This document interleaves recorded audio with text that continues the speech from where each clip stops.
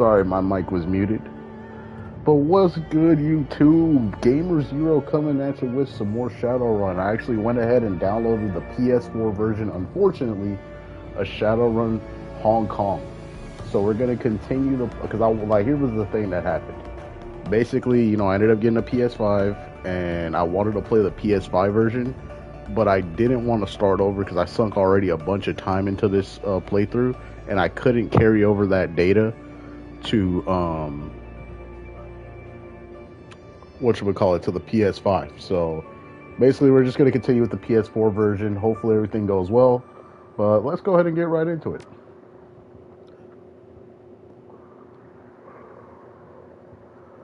Your adrenaline wanes as you fly through the subway tunnels on your way back to Helly.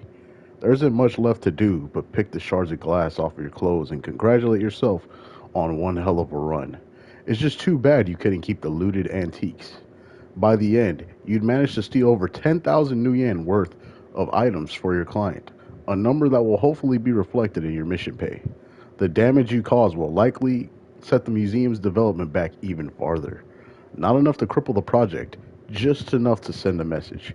But at the end of the day, you still managed to break a lot of exhibits, displays, and even the faces of a few tomb crawlers, the presence of which had conveniently slipped Drake's mind. Surprise aside, you came out on top, and thanks to some quick thinking on Drake's part, you got the books, and you got out.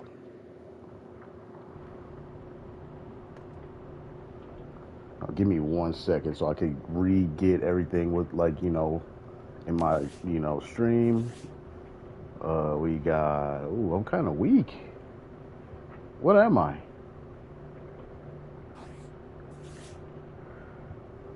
Okay. Pistol 4, shotgun 4, rifle 4, dodge 3, quickness 4. With 3 armor and 50 hit points. Not bad. Not bad. Yeah, my girlfriend's on the phone right now. She's being my girlfriend. Okay, so I remember this. There was like upgrades you could give people. Wait, does she have one available? Nah, I think no one has any available. Alright, so let me go ahead and get myself acclimated with the stream. I'm gonna look back, see my character's voice and all that stuff, so I can do the voices again and things like that. So give me 1 second.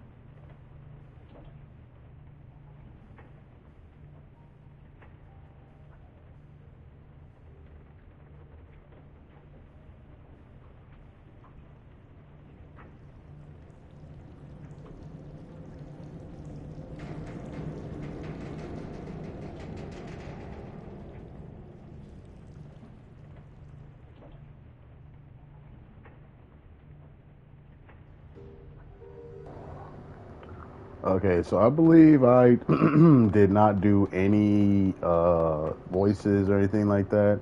But we're going to put a little bit of voice on this one.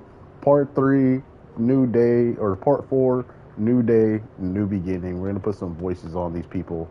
Let me see what objectives we got. The go to Whampoa and track down a serial killer.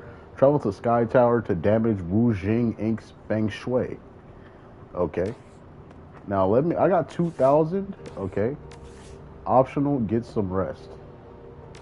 Yeah, let's get some rest.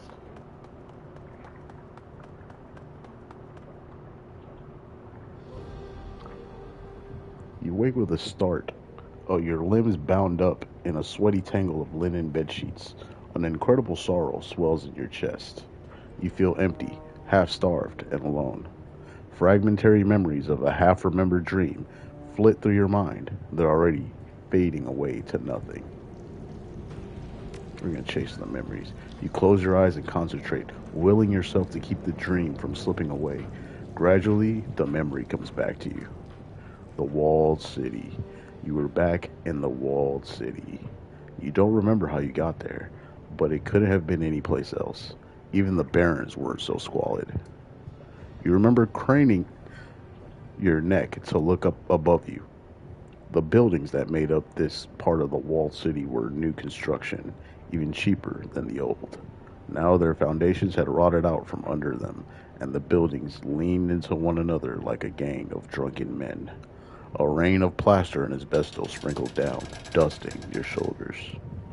You began to creep forward, picking your way past the piles of refuse and debris, past the pimps and the dumpster fires, the broken glass and the dirty needles. The air reeked of rot and sewage and industrial waste, a disgusting melange that caught in your sinuses and crawled down your throat. You gagged on the stink, but it didn't slow you down. In the back of your mind, you knew that you had no reason to be doing this. There was nothing for you in the walled city. You shouldn't have been there.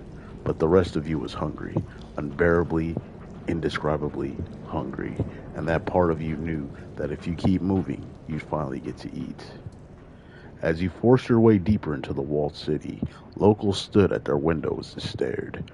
Inexplicably, some of them dropped to their knees. You kept moving. You could see something in the distance. A silhouette. Something enormous, at least twice the size of a troll, but delicate. It was beautiful. The huge figure beckoned you, gesturing with slender limb. An explosion of warmth filled your chest, and you knew that if only you could reach it, your problems would be over. If she would make all of your sorrows disappear. She would make all your sorrows disappear. You moved forward at a crawl, but the figure felt impossibly far away. You reached out, calling to her, and then you woke up. The empty feeling in your stomach slowly fades, taking the strength and vibrance of the memories along with it. Interesting. I don't know what job to do next. Maybe the Feng Shui one, but I'm not too sure. What our gear looking like right now? So we got a secure tech armored clothing. We got some basic weapons here, nothing too special. We don't got no health kits or nothing like that. Do I have anything in my stash? Nothing in my stash. I got this Emperor's sword though, but I'm not really good with swords. So we'll just hold on to it, I guess.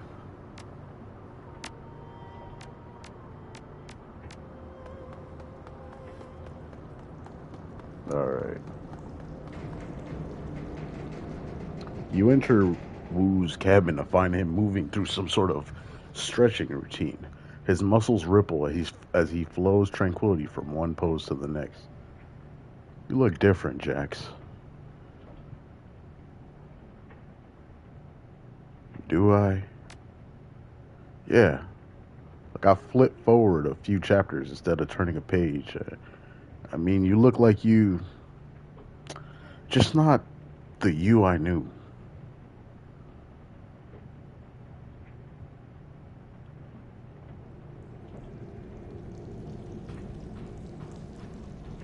I have no idea what you're saying right now.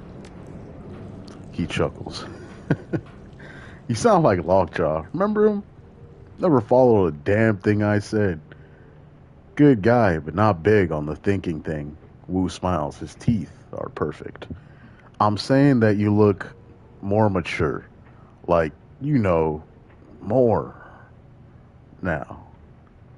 It's written on your face. Takes getting used to.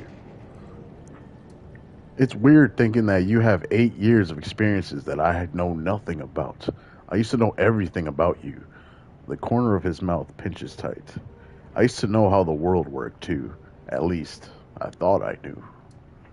So what about you? He gives you a once over. How are you doing?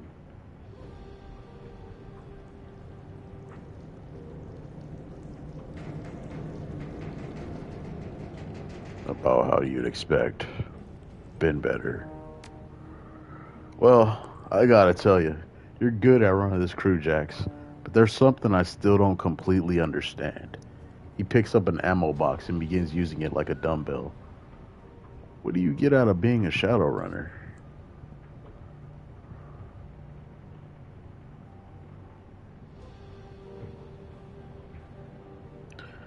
It's about seeing the world how it really is, underneath the veneer. Most people don't want to know how the sausage is made. Shit's fucked up bad. You can see it right there from the outside. No need to look beneath the casing to see what's inside. You're not gonna like it. And even if you're the type that needs to know, the type that can't help but look into the abyss, what do you get out of it? Odds are you get nothing but a much shorter lifespan. The trade off doesn't really seem worth it to me. And at the end of the day, what are you? A shadow runner, a disposable asset, sinless, slithering through the cracks of society, doing jobs that are too dirty for the corpse to do themselves. You don't even appear on a corporate balance sheet. Runners can be more than that. They can move their own agenda, fight the power.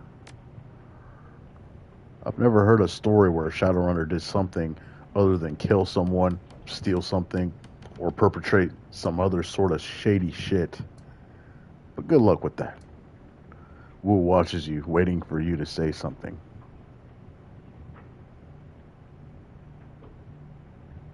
I want to talk about you and me. He rests his eyes on you a moment, his face neutral. Yeah, yeah.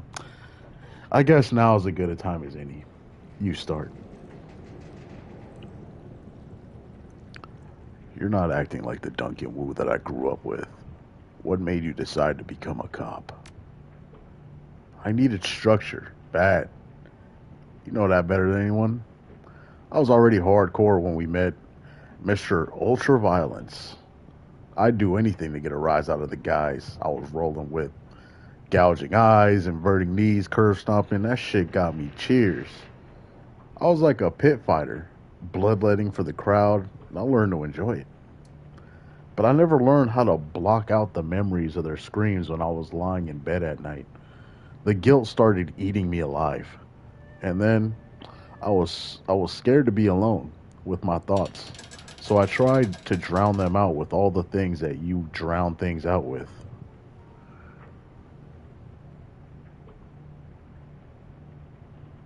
I remember that you were pretty messed up when we met. He shakes his head sadly. Yeah, I was. But I got a lot better when we found a squad together, and even better later when we went to live with Ray. I was still a violent son of a bitch, but basically under control. That was because of you, Zero. You were the voice of reason and the brains. Me, the brains. Don't pretend you weren't the leader. You know how it was. When we ran the streets together, I was the muscle and you called the shots. You pointed and I hit. But later, after Ray got me some counseling, I realized I let you call the shots so that I wouldn't have to, because I knew that what I wanted was wrong. But by following your lead, I was deflecting my own guilt onto you. I could just knock heads and walk away clean. You know, don't look at me. I'm just doing what I'm told. And then you left. Without you there, I knew that I was in serious trouble. The poster boy for anger management issues. Raymond could provide a stable environment and decent therapists and money for prescriptions, but you know Raymond. He's an egghead engineer with a philanthropic streak, not a drill sergeant. And a drill sergeant was what I needed. I needed structure and discipline in a way that he couldn't offer me. I needed a cage to keep myself in line. So I found myself a cage made of rules and procedures and training. Lone Star. Raymond helped me with my application and provided a decent character reference. I got in and it helped a lot. Lone Star got me where I needed to be, and now it's all gone. And you're back. Seems like Carter's death hit you pretty hard. Wu continued stretching. Yeah, she was a good one. We were a real team. Joining Lone Star helped me in all sorts of ways. No doubt about it. I really embraced being a cop. I studied my ass off. But no matter how hard I worked, I was never more than a model cop with a brutal streak. There were plenty of assignments that were perfect for a big, mean orc like me. Assignments that would have fed my need to hurt people. But I met Carter about a year in, and she changed things.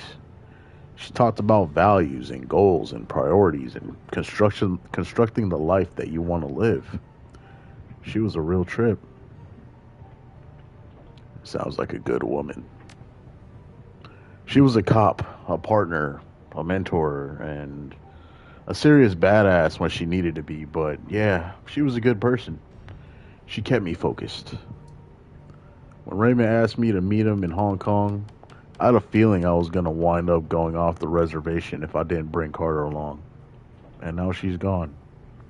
And here I am.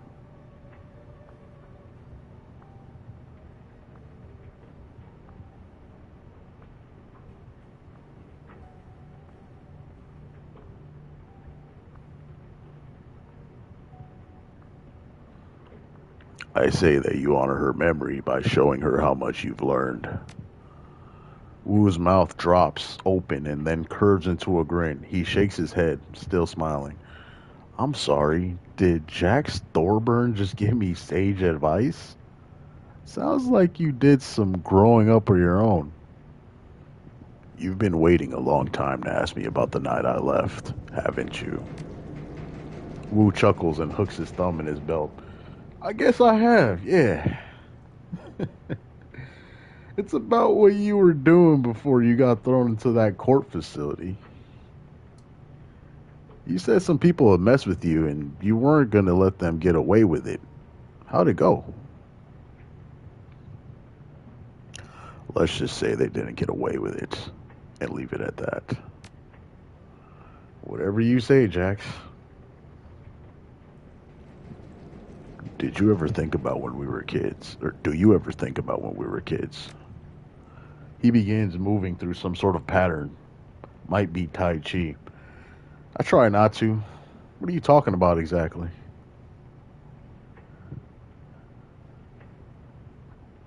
The old gang, Lockjaw, Double Tray, those guys. You realize that old gang you're talking about were teenagers, right? Younger than Gobbet. Man, they felt so old back then.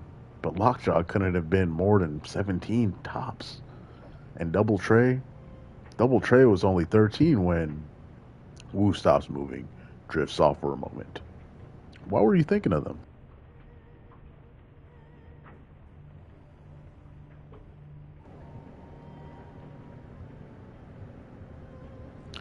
Just thinking about that thing that DT used to say. Wu returns to his patterns. He manipulates an imaginary soap bowl between his hands. Improvise, adapt, overcome. That's how you beat the street. I remember. I remember Double Tray saying that. It was while we were living between the red hot nukes and the 162s. Crazy ass dwarf anarchists on one side and flesh eating ghouls on the other. Those are the days that you long for?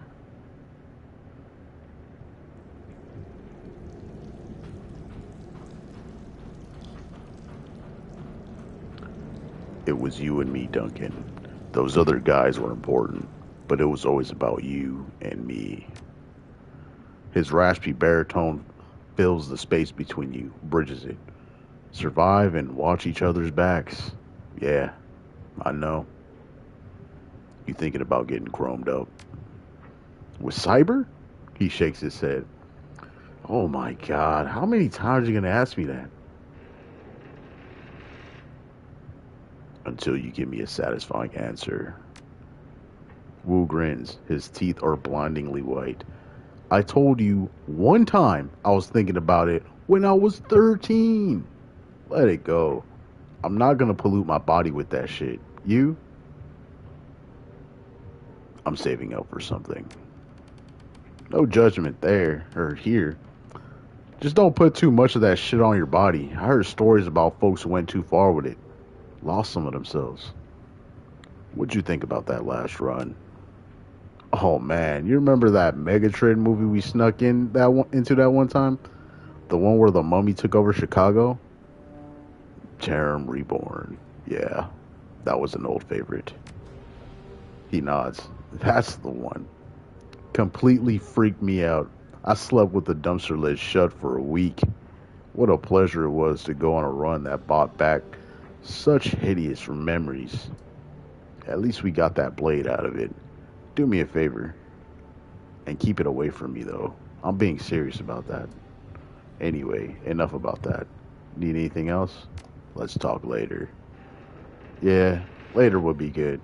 Don't get me wrong, catching up is nice, but I'm not used to being as social as this. That's one of the reasons why it was so nice to work under Carter. We both appreciated long silences. Sorry, man. She seemed like good people. It's all good. She's gone, and I've accepted that. I guess it's just been a big day, is all. Anyway, good talk. I'll catch up with you later. It's the homie Dunk Dunk, man.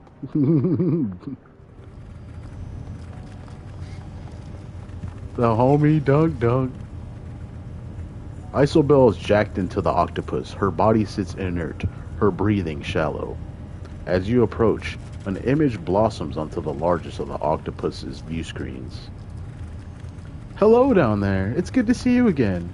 She smiles down on you from the monitor, her outlines scintillating with blue-white light. She looks peaceful, at ease. You really feel at home in the Matrix, don't you? You look happy in there. I suppose that I am. It's a comfort thing. As long as I'm jacked in, I can be whoever I want to be. Whatever I want to be. Out there in meat space, I usually feel uncomfortable in my own skin. The avatar offers you a lopsided smile. I'd probably just live in here if I could. I've heard about Deckers who tried it. It never turns out well. Dehydration is a bad way to go. I know, and of course, I was joking. But truth be told, I do spend most of my time out there wishing that I were back in here. If you were a Decker, you'd feel the same. It's hard to live in a cage of meat when you know how sweet it feels to leave your body behind. Nice avatar. That's a good look on you. Isn't it? I've spent months customizing this avatar. She feels more real to me than my own skin. She pauses for a moment, considering. Then her avatar shimmers forward, filling the screen. A slight frown crosses her face.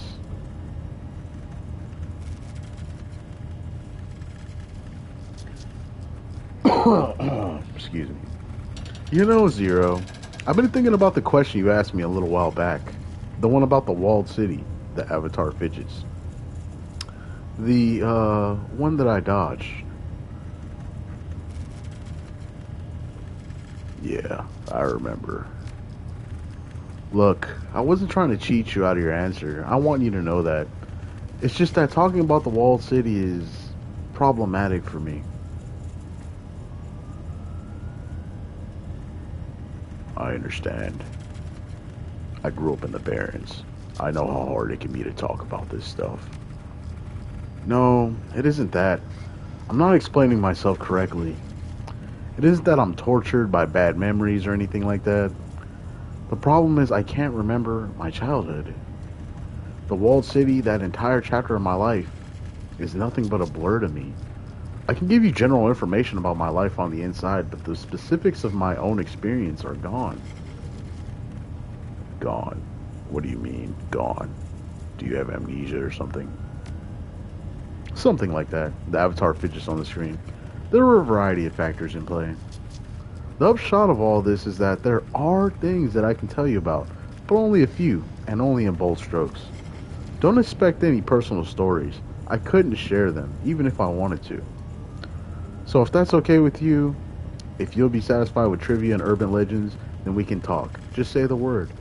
Otherwise, well, at least now you know why. How did you lose your childhood memories? The Isobel avatar frowns. I'd rather not go into it. It's personal. Suffices to say that I've never missed them, at least not until now.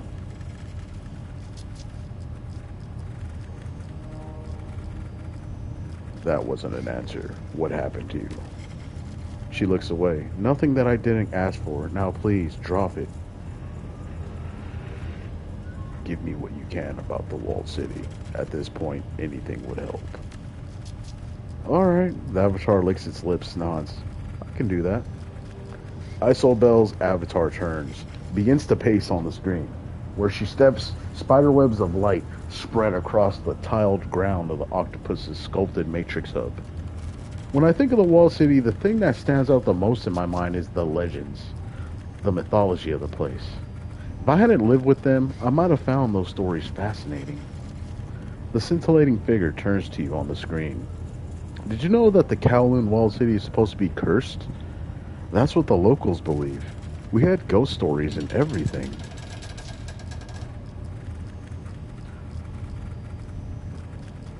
Ghost stories. The Isobel avatar nods. Our own homegrown legends about things that haunted the walled city. Demons from another place. The Yama Kings. Tell me whatever you can about these things. It'd probably be easiest to think of them like urban legends.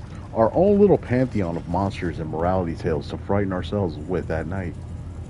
The stories are still clear in my mind, even after everything that happened. Everyone in the walled city believed them. You can get out of the walled city if you make a deal with Fu Meng. Cut the hearts from 44 people closest to you and bring them to him. He will reward you with riches. Don't go under that arch, or Qianya will catch you.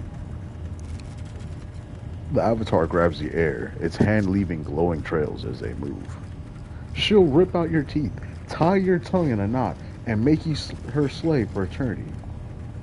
We had Qi Xiang, our homegrown judge of souls. People would let themselves be flayed alive in hopes that he'd reawaken them in a better life. And we had Lam Vi, the ebony queen, who teach you to hide so well that you slowly mutate into a cockroach. The avatar cocks his head, smirking, a dismissive gesture. It's all bullshit, of course, but everybody in the walled city believed it.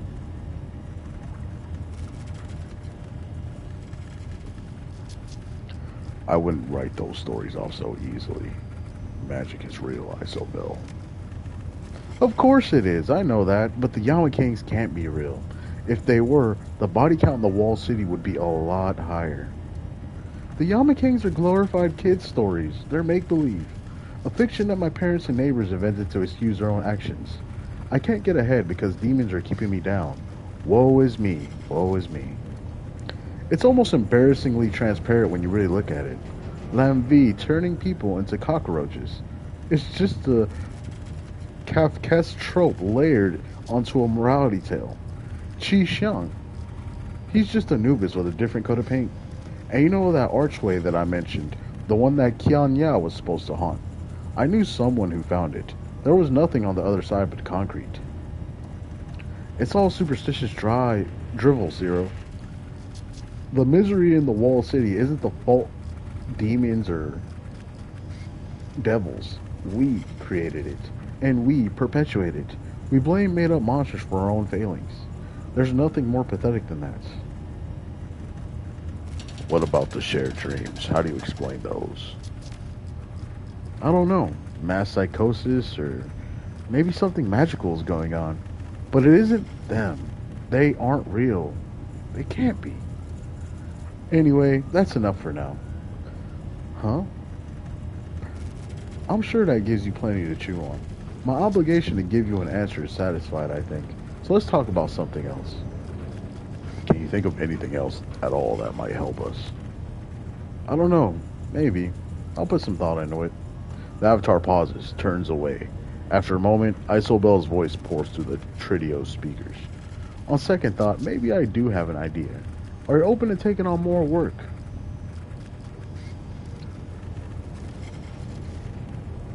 Of course. Kindly sending me new job offers all the time. This wouldn't be work for Auntie Cheng. Think of it as a side gig that you'd be doing for me. I think I've got a line on some software that could help us. I can't get it to it on my own though. It's a two-person job at least.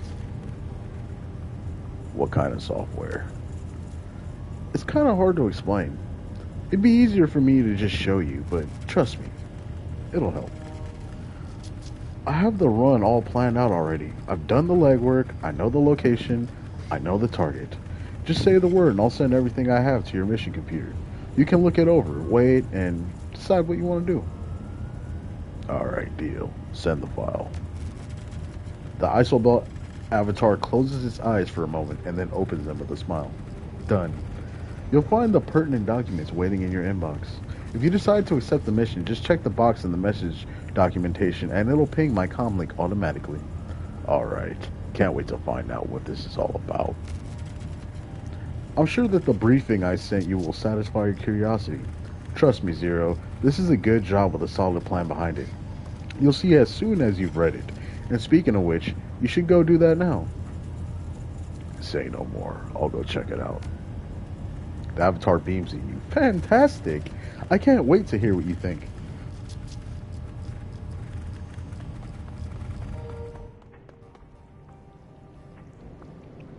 Sorry, I had to burp. Gobbet looks up from a dented tin of oysters at the sound of your approach. Her rats, Madness and Folly, scurry from her hips up to her shoulders. Two sets of beady red eyes fix themselves on you. Hey, Seattle. Oyster? She spears a gray lump of seafood with a fingernail, extends it to you. It smells like low tide at a municipal pier. Sure, why not? You pop the rubbery wad of flesh in your mouth and chew. An explosion of lukewarm brine is your reward. Good, right? Half repressed memories of dumpster diving and the Barrens dance a merry jig in your brain as the mangled oyster slides down your throat. Yeah, delicious.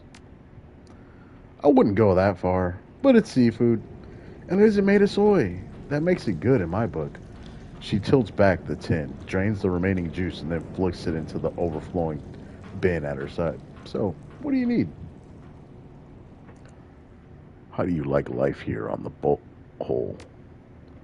It's fine, shaping up. Having new roomies is always nice, she smiles. How are you enjoying your cabin? Comfy enough for you? It isn't half bad. Better than some of the places I squatted in back in the Barrens. I've heard stories about the Redmond Barrens. Sounds like a real winner of a place. Kowloon isn't any better, of course, but at least our little slice of home is safe.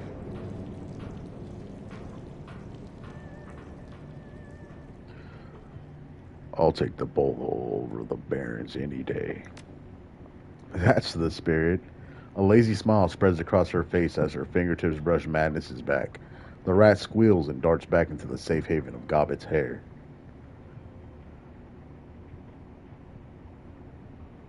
You know, the Bullhole is a pretty metacore name for a ship. Ever considered changing it? Yeah, sure. Considered it a bunch of times. I never really cared enough to actually do it, though. She shrugs. You want to call her something else? I'm open to it.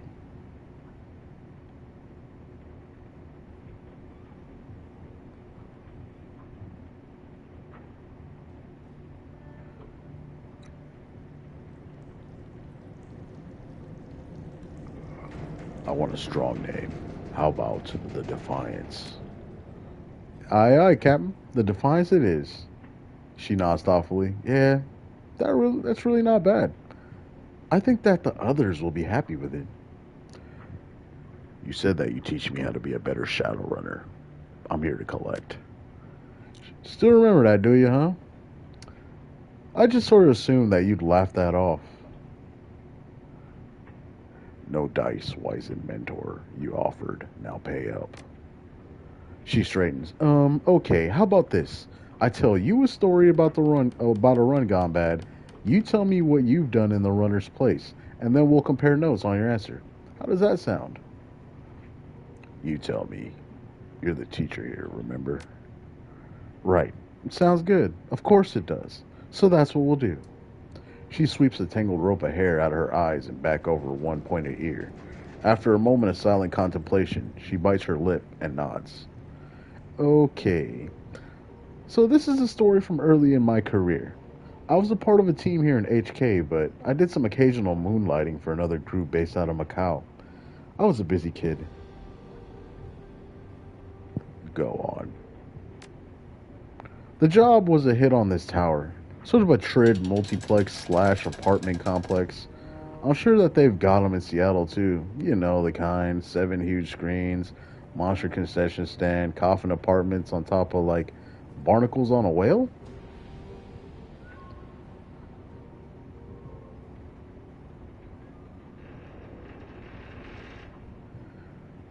I used to go to one back in Seattle. Best way to watch urban brawl. She nods. Good. You know what I'm talking about then. Our client wanted us to break into one of the apartments. The story was that an ex of hers, a guy named Boggs, lived there. She'd been cooped up with him until about a week prior. Then things went sour in a big way. She wanted us to get back some things that Boggs kept when he kicked out of her. Or kicked her out. Scare the shit out of him, bloody him up a bit, make it look like a robbery. You know the drill. It was a standard smash and grab then. Yeah, it was pretty bush league gig. It was a pretty bush league gig, but the pay was decent enough. Not the sort of thing you turn down. So anyway, Civilance, that was our group leader, had a plan. We knew that we had to go in quiet because the Metroplex had a panic system wired directly to the HKPF. If we'd gone in shooting, we'd have been drowning in cops within 10 minutes. Sib thought that we could maybe take advantage of the apartment's terrible soundproofing and kick in Boggs' door when the movie got loud. We camp out near his doorway, wait for the ceiling to start raining plaster, then smash our way in with his neighbors, none the wiser. There's no way that would work. I don't know. It might have, if things had gone different. But it's what we did, so pipe down and let me tell you the rest of the story. So we waited in the hall, just like siblings planned. We had a guy on the elevator, another at the stairs. I was waiting by the floor's communal kitchen. Sib took up a position by the door. She had these cyber legs that she dumped a ton of new yen into. Hydraulic jacks, strength enhancements, the works. Girl could probably leg press a dump truck. She pauses for a moment. Come to think of it, most of her plans involve kicking things. There's something a little sad about that. Focus, Gobbit. Right, the story, right. So we heard a boom from downstairs, felt the wall shake with the reverb. Sib wheeled back and gave the door a massive kick just as she'd planned. From where I was standing, I couldn't really see what happened next. I could hear a massive crack as her boot slammed into Duraplast. The door flew off its hinges. Exploded off might be a more accurate phrase. A second later, we heard an ungodly crash. There was a moment of silence. Then Sib let out this little gasp. The apartment was in shambles. It looked like a hurricane had hit it. Everything was trashed, everything but the door, which was miraculously still in one piece. Remember that this was a coffin apartment. It wasn't much wider than the door was to begin with. And Boggs, well, what was left of him was under the door too.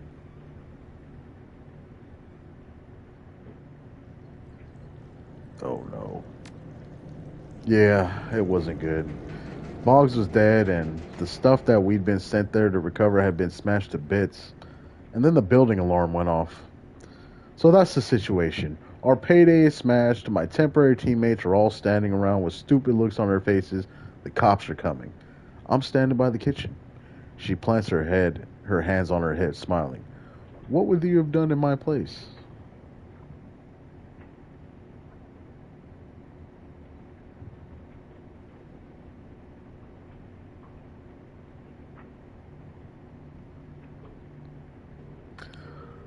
I have tried to improvise. Was there anything in the kitchen you could use to resolve the situation? Good thinking. As it happens, there was. And I knew just what to do with it. The thought popped into my head, and I just went with it. She taps her temple with a smile. That's a lesson to remember, Seattle. The first answer that you come up with is almost always the best one you're gonna have. So just roll with it. Don't second guess yourself. Don't hesitate. Just act. You'll live longer that way. Got it. Now, when I think crowded theater, I think place where you can shout fire because it'll cause a panic. And then I thought cops don't charge into burning buildings. They help people get out of them. And as it happened, I had the means to create a real, genuine fire sitting right across from me, a pair of industrial ovens. Gobbit, I don't think I can imagine an idea much worse than that. No? Well, then the joke is on you, because I carried it out fantastically. I opened the gas vents wide, set the range on a timer, and motored back into the hallway. The others had started arguing amongst themselves. I told them to snap out of it and follow me down into the lobby. We have to clear the hallway before an errant spark takes the whole floor out, I said. Sounded pretty reasonable to me. Unfortunately, the rest of the group wouldn't listen. Sib and the rest of the team were too busy arguing about the relative merits of her let's kick things really hard and see what happens tactical system to want anything to do with me. I shouted back to them that the kitchen was going to explode and continued down the hallway. Just like I'd planned, I got out of that run in one piece. So did every single one of the people in that complex. My fire plan worked beautifully. If the rest of the team had listened to me, they might have gotten out of the building too. Kind of a bummer that they didn't, but at least the run turned out well for me. Um, how? Well, I couldn't collect any pay because the run had been a disaster. But after explosion, I got to ride in front of the fire truck, and they gave me cookies and a blanket. I wound up dating one of those firemen a few weeks later. All those things considered, it could have gone a lot worse. Gobbet claps her hands together and rubs them, a satisfied look on her face. So, Seattle, the laughter disappears from her voice and her expression goes serious. It's like somebody flipped the switch suddenly. The look in her eyes is shrewd, calculating. Tell me, what was the moral of this story? What lesson was I trying to convey? Go with your gut, I guess. She nods sagely. That's right. Trust your impulses and don't be afraid to wing it. Almost any action is better than no action at all. Once you've committed to doing something, you've got to follow it through, though. No arguing or hand wringing. Just do it. If you get caught up in your own head, agonizing over past mistakes, well, don't be surprised if you wind up dead. A kitchen fire can take you down as easily as a cow's bullet if you stand around and let it.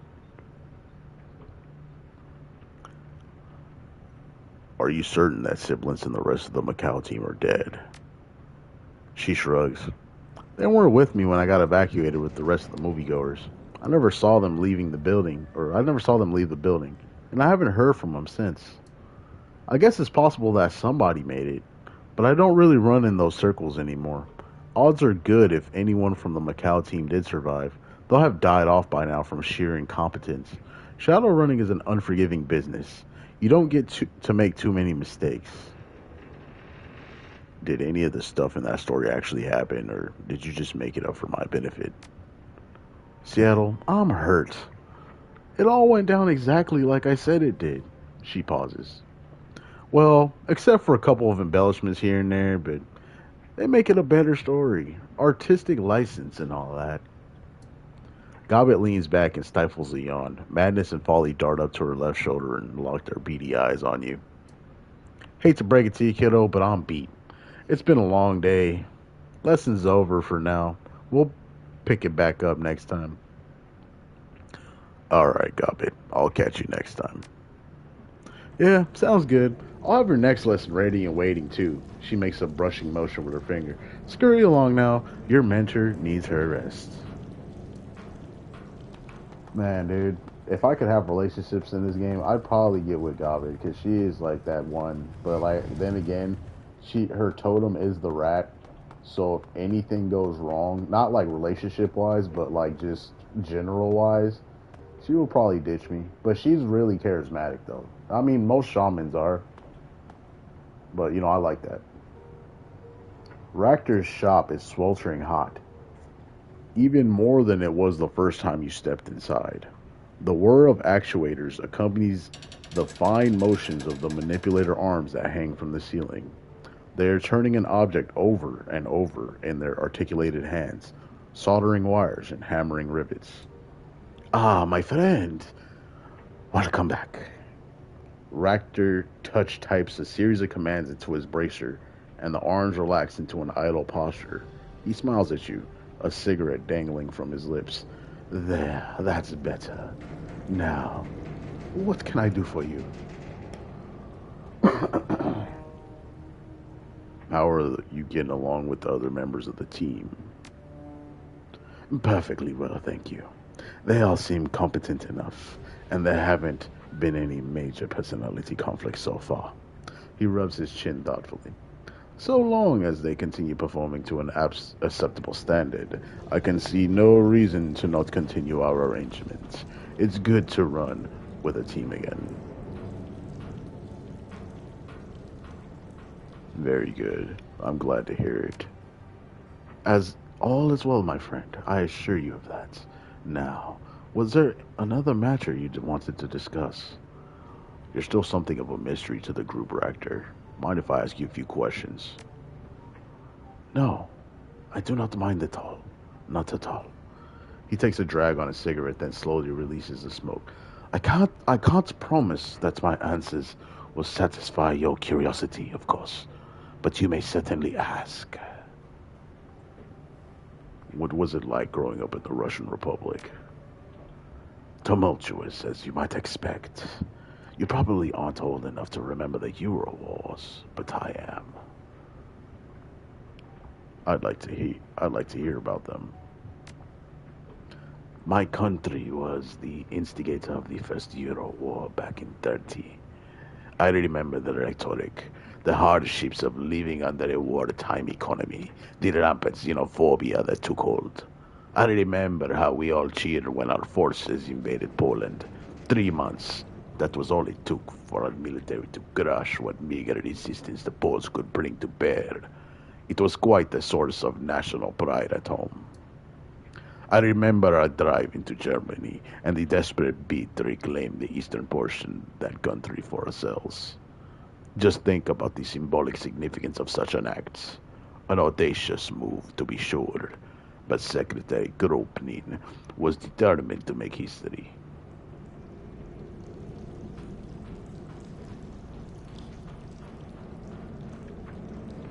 So what happened? Did the German military stop you? No, the Night Wraith incident did. Night Wraith. British-made fighter bombers with stealth capabilities, very state-of-the-art, very powerful. At least that's what they were purported to have been. Nobody has ever come forward to accept responsibility for the attack. Regardless of who was behind it, the result was the same.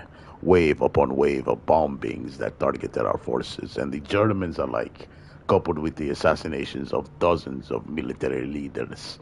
A devastating synchronized operation, expertly carried out over the course of a single night. At home, viral attacks shut down our power grids. Hundreds of thousands of Russian homes found themselves without heat or electricity in the dead of winter. Koshé scuttles forward, allowing the rigger to rest his hand on the sloping metal of its chassis. Ractor stares at his own deformed reflection in the metal of the drone's body, a sad smile on his face. I remember huddling under a mountain of cheap blankets that my mother had piled up on my bed. They did little to protect me from the cold, but they were something that I could hang on to, something tangible that I associated with warmth and comfort and home. There, as my body trembled and I watched my breath thrust over, a horrible truth descended upon me. We had caused this. We were the villains of the First Euro War. For the first time, I came face to face with what Kropnin's folly had brought us. And there, under the ridiculous heap of rags, I came to realize what would surely come to pass. The world thought us villains, and so they would treat us like villains. We would we would be pariahs on the international stage, crippled by retributive sanctions. We would never live down the shame. He wipes his hands as if cleaning them.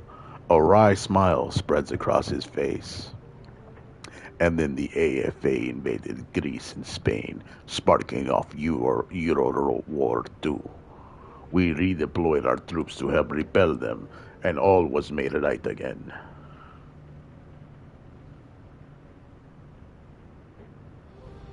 That easy, about.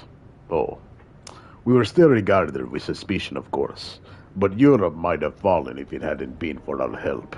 In essence, we took back our reputation at gunpoint, not an ideal solution, but it worked.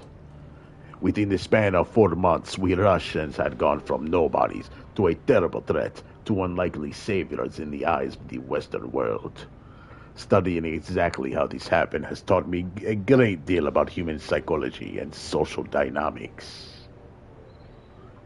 Human psychology? You say that as if you weren't one. He laughs. Just a figure of speech, my friend, nothing more. Now, shall we talk about something else? Surely there are more interesting and relevant things to discuss. You mentioned that the Second Euro War was sparked off by the AFA. Who were they? He takes a drag on a cigarette. Ah, yes. I suppose that you wouldn't know. They were only active for the years surrounding the conflict after all. The AFA was the Alliance for Allah, serving under Mullah Saeed Jazir, a coalition of right-wing Middle Eastern governments that assembled after the failure, some say sabotage, of the United Islamic Conference. They looked to a weakened Europe and saw an opportunity, one that my country was entirely responsible for creating.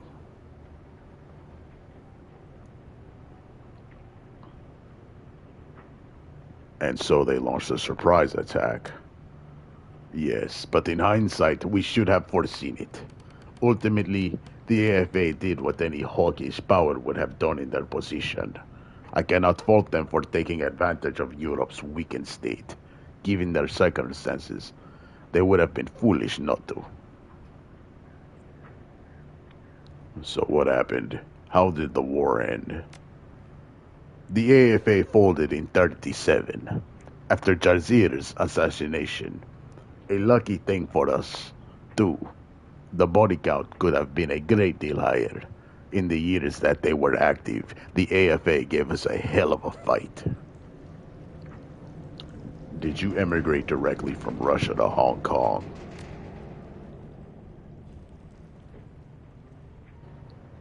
Excuse me. No. Between my years in Nizhny Novgorod and my time here in Helway, I spent a year in the free city of Berlin. That was where I got my feet wet as a Shadowrunner, you see. I ran with a team of anarchists for a time, and learned the ropes of the occupation under their tutelage.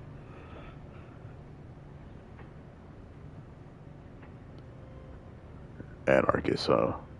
Must have been interesting. He shrugs. It was to a point. They were disorganized, to be sure, but perfectly capable. We enjoyed a certain level of camaraderie while we ran together. Sadly, we are no longer on the best of terms.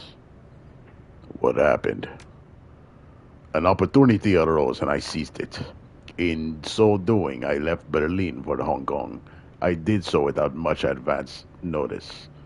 My absence made life difficult for them, and they blamed me for their hardships. You're a grown man. If you wanted to leave, you were under no obligation to stay. Thank you for taking my side, but I can see their point as well. As I said, my departure caused them some complications for them. That said, I haven't lost any sleep over it. I merely did what I had to do. He looks away, a wistful expression on his face. Koshei scrapes the ground with his forelegs, its sensors fixed firmly on you. Ultimately, I would say that my time in Berlin was quite educational. Different from my earlier life in Russia, to be sure. As I said, the experience was invaluable. Ultimately, though, Harry is probably better suited to my sensibilities. I know what you mean. I like it here too. A good thing considering your present situation. I get the impression that Duncan is less than thrilled to be stuck here. Still, it is good that to hear that our community suits you. Why did you move from Russia to Berlin? He holds his tongue for a moment, considering. When we first met, I told you that I parted ways with Grishin Avyarkor under unfortunate circumstances, yes? You mentioned it. These same circumstances led me to Berlin. I was wronged, and I would not find any course in Russia, he sighs. I suppose there's no sense in being vague. I'll tell you the story if you want to hear it. Please, lay it on me. You may remember the self-repair system I mentioned the first time we met. The module that would allow Koshei or... Excuse me, sorry about that. That would allow Koshei or any sufficiently equipped drone to repair itself. I told you that my research had been lost. That was not strictly true. It was stolen by a pair of colleagues who I had long considered friends. They were researchers from my old lab. They turned against me, stole our work, in truth, my work, and defected. Why would they do that? Desperation and ambition. They had always been fixated on getting out of Russia. Grishin Aviakor was a nationalized corporation, and they would never get rich as cogs in a government-controlled machine. In our project, they saw their key to breaking away and earning their fortunes. Never mind the fact that I was opposed to the idea. Did you have any leads as to where they might have gone? Yes. The two had long spoken about moving to Berlin. Such was true of a great many academics in Russia. My homeland is bureaucratic dictatorship, you see. There is a little personal freedom, and there are many rules to be followed. As you might imagine, the stable anarchy of the flux state can be an alluring concept to those who live under totalitarian rule. Berlin is much romanticized back home. Makes sense. If you spend your life tied up in bureaucracy, you could do worse than moving someplace with no rules. Ah, the flux state has rules, my friend. They aren't codified, but they most certainly exist. Should you ever travel there, you'll want to remember that. But I digress. In the hunt for my traitorous colleagues, Berlin was my only lead. I decided that I would travel there at best. I would find them, and at worst, it would be a good place to rebuild my life. There is a squeal of tortured metal as Koshei drags his claws over the iron grating that covers the floor. Ractor glances down at the drone and it goes calm. He takes a deep breath and continues. It took me over a year to locate my former friends. It was a long, painstaking search, but I was nothing if not determined. I finally found evidence that they'd used my research as a bargaining chip to secure position at Ares, and that they were here in Hong Kong. And so you came here, to Haoi. He nods. I picked up and left the next day. My old team was upset, to be sure. Lucky Strike in particular howled for my blood, but I know where my priorities lie. And so here I am, and here they are, and soon I will be ready to act. I really must thank you for inviting me into the team. Your abilities will be invaluable when the time finally comes to make my move. Assuming, of course, that you'd be willing to help. Of course, when you're ready, just say the word. Thank you, my friend, but this is a discussion for another day. We aren't ready to hit an Ares facility yet, and there is more intelligence to gather before we make our move anyway. When the time comes, I will let you know. What can you tell me about the colleagues who stole your work? Today they call themselves Taylor and Hardingham. He speaks through clenched teeth. Koshé drags a claw across the ground, and you can hear the squeal of metal on metal. Those aren't their real names, obviously. They shed their former identities when they left their old lives behind. What were they called when you worked with them back at the Grecian Aviacorps? It doesn't matter. Those men are as dead to me as they are to the world. My old colleagues no longer exist. Taylor and Hardingham are all that remain. They are targets now, nothing more. He idly brushes Koshé's armored chassis with the fingertips of his right hand. Oh, how wonderful it will be to find them. What a reunion we will have. This stolen research means more to you than money, doesn't it? He nods his head. Yes, yes, much more. It was my life's work, and it was important. Reducing it to a bargaining chip was a deadly insult, both to me and to all those who would benefit from my work.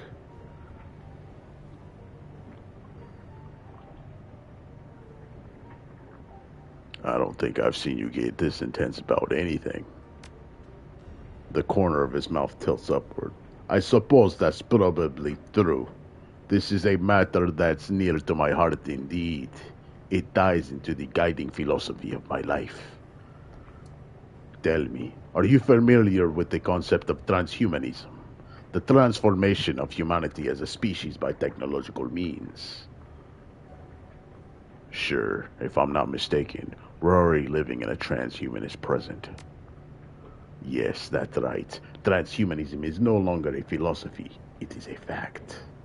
Look around you. Cybernetics are an important aspect of everyday life. Further, I would argue that the synthesis of man and machine is the crowning achievement of meta-humanity as a people.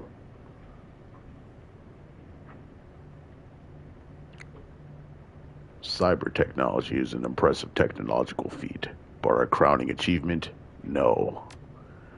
He raises an eyebrow. And what would you suggest to be more important, more impactful to our species than the science of cyber technology?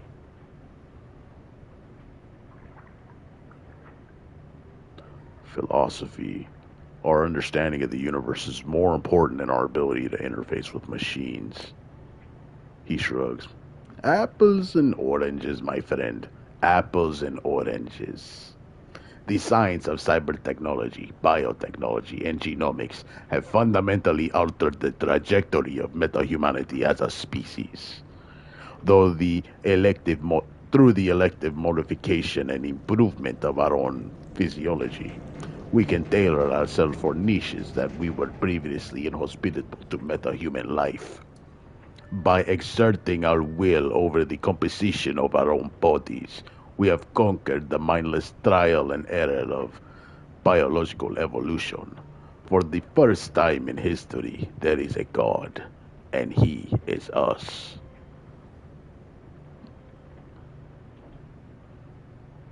Okay, got it. We're living in a transhuman world. So where are you going with this?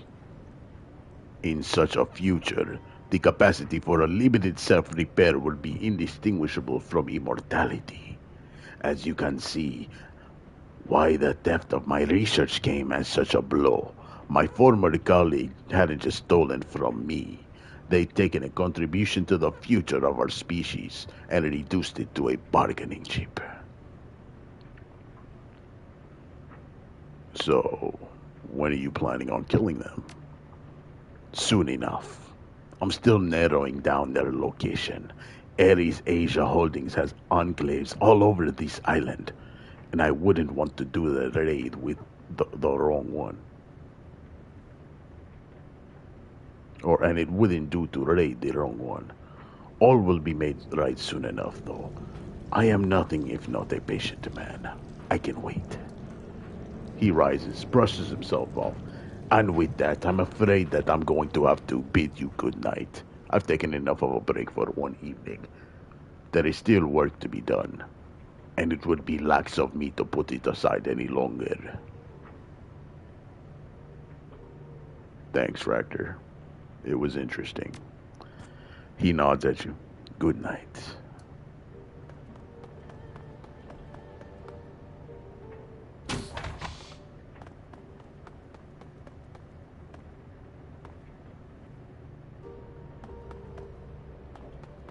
Alright, so now that we're done with all the conversations, let's go ahead and check out, see if they got any new gear or anything. Because I could use some new guns. Three people, possibly locals, are busily hunched over, avidly discussing something beneath their breath. From the looks of them, they appear to be sailors. Rough-hewn clothes, stained by salt, leathery skin, and an acute awareness of being on land. You watch their feet shuffle awkwardly on the docks. Their whispers are just within earshot. Nah, I asked Crafty, and she said the same. Them dreams is bad. Think we'll lose them at sea? We're supposed to set out soon to make that delivery.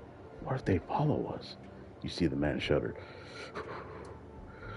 I don't think so. Crafty said these things is just the fact that he's right here for now. The first sailor points to the ground. As soon as we sail, dreams will stop. Hey!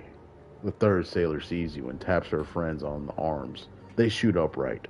One examines his fingernails, another coughs loudly and begins to hum. And the last pretends she didn't see you. But when they sense your continued stare, the third speaks. What are you looking at, Landy? I overheard you talking about the dreams. I've had them too. You feel an uneasiness pass through the sailors. Seems anyone who comes by these parts is having them. And as soon as they leave, the dreams stop. Right eerie it is. And he leads on why they're happening. We don't know much ourselves, but we've only just returned from our last delivery, but the dreams ambushed us fast enough. Hey, what about that Crafty? The sailor turns to you. She runs the 5 phases. Smart girl. Might know a thing or two about this blight. You ask her, and she may have something more to say. There was a boat here with a merchant selling goods not too long ago. He leave. The 3 sailors, suspicious, turn into smirks. One snickers to herself. Merchant, he says. That crook didn't so much as leave as he was chased off by Kindly. No sales permit. Not a big loss though. The local shops have way better stuff than that small time hustler. Why don't you look around? You'll find the shop owners here more friendly toward you now that you've gotten the okay from Kindly. Thanks for the tip. They all exchange a look. The first sailor responds, right, and stay careful around these parts. Didn't mean to interrupt. See you around. The brooding tide of whispers resumes as your back turns to the sailors. Alright, so they're telling me there's more stuff to buy. It's muggy out, even for Haoi in monsoon season. You pause to mop your brow. Hold on, let me turn off my light.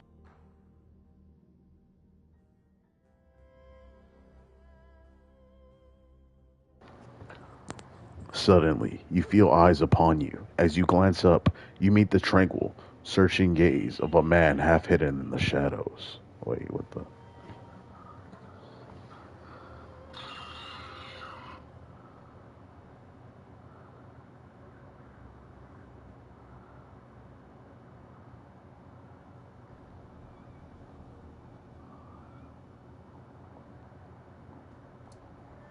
He's wearing a crisp white tailored shirt. Shirt sleeves neatly rolled with a dark gray silk tie and smart black trousers. If he's sweating, you don't see it. The man tilts his head ever so slightly in greeting. A newcomer, welcome. He flashes you with a bright smile, eyes glinting with bemusement. You can just barely detect a faint trace of an accent in his voice. Handsome Lee's the name, purveyor of enhanced sensory experiences. I can see that you've got some tales to tell.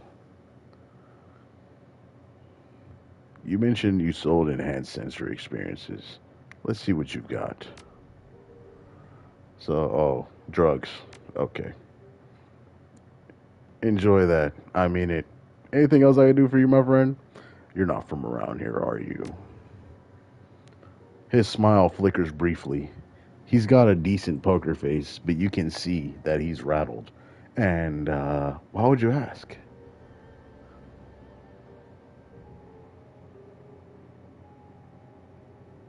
Because AoE street dealers are too busy to use such flowery language. Ah, he fidgets uncomfortably. You're right. I'm not from Haoi. Keep going. I was born in Taiwan. I was forced to flee during the Nationalist War. I hear you have a slight accent as well. Seattle? Emphasis on the slight. The corner of his lip curls smugly. It's your move, apparently. Incline your head. Good guess. Redmond Barons. Handsome Lee suddenly fixes you with his gaze, sizing you up. His face is impassible. Nasty place. Where exactly did you grow up then? Taipei.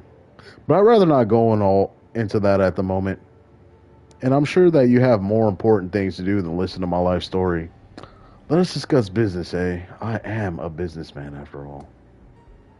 So how about it, friend? He opens up his jacket, revealing a myriad of small bulging pockets sewn into their interior lining. Can I show you my wares? Nothing right now. Bye. Be well. He nods his head.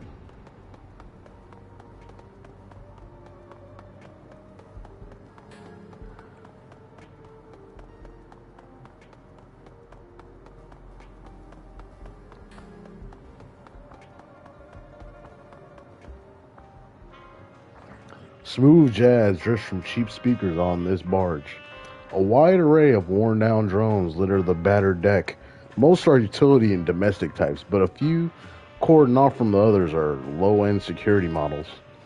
The salesman smiles indulgently at you, a tall, lanky human of clear Cantonese ancestry. He's wearing a cheap suit and limply clutching a smelly cigarillo. He adjusts his tie with exaggerated nonchalance, languid, ostentatious, like an American casino promoter. Hey there, beautiful. Welcome to our little floating heaven. We've got a discerning look to you. What brings you to Reliable Matthews Robot Bazaar? He taps Ash over a bulky cleaning drone beside him. Not waiting for an answer, he continues. Perhaps you're looking for a hexacopter as a guide to Hong Kong, or a little handheld tarantular beauty to brew your tea. You're Reliable Matthew. That's right, Reliable Matthew Shun, at your service. He extends his hand to shake. The odors of peach-scented moisturizer and stale tobacco smoke wash over you. How about it? Pleasure to meet you, Reliable Matthew. Always, always. Welcome to our little patch of peace on the river. I think you'll really love Haoi. It's just a fantastic place. Well now that we're acquainted, maybe I can brighten up your day a bit. What's on your robot list, friend? Are you calling me beautiful? You know it, beautiful. I hope I don't offend. I just can't help it. To me, everybody's beautiful, baby. Okay then. What can I say? I can't hold back. It's just such a great world. I'll go now. You gotta know how to take a compliment, you know what I mean? You can't be too, be weird.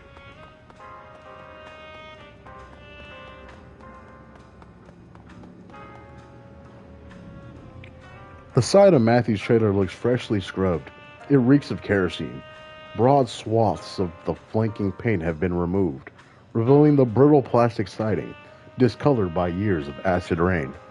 You can still see the faded black traces of erased graffiti. It reads, Job Stealer. Something thumps inside the trailer. You can easily peer into one of the windows.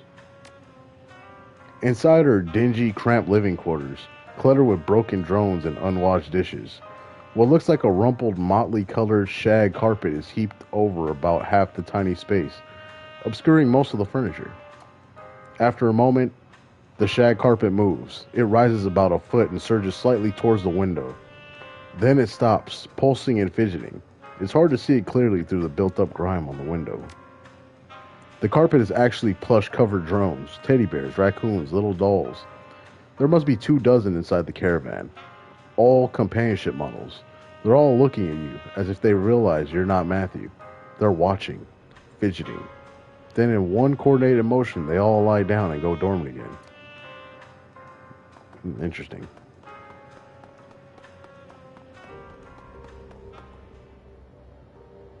As you approach the small landing, you see 3 men, 2 elders, and a younger man hunched over a go board.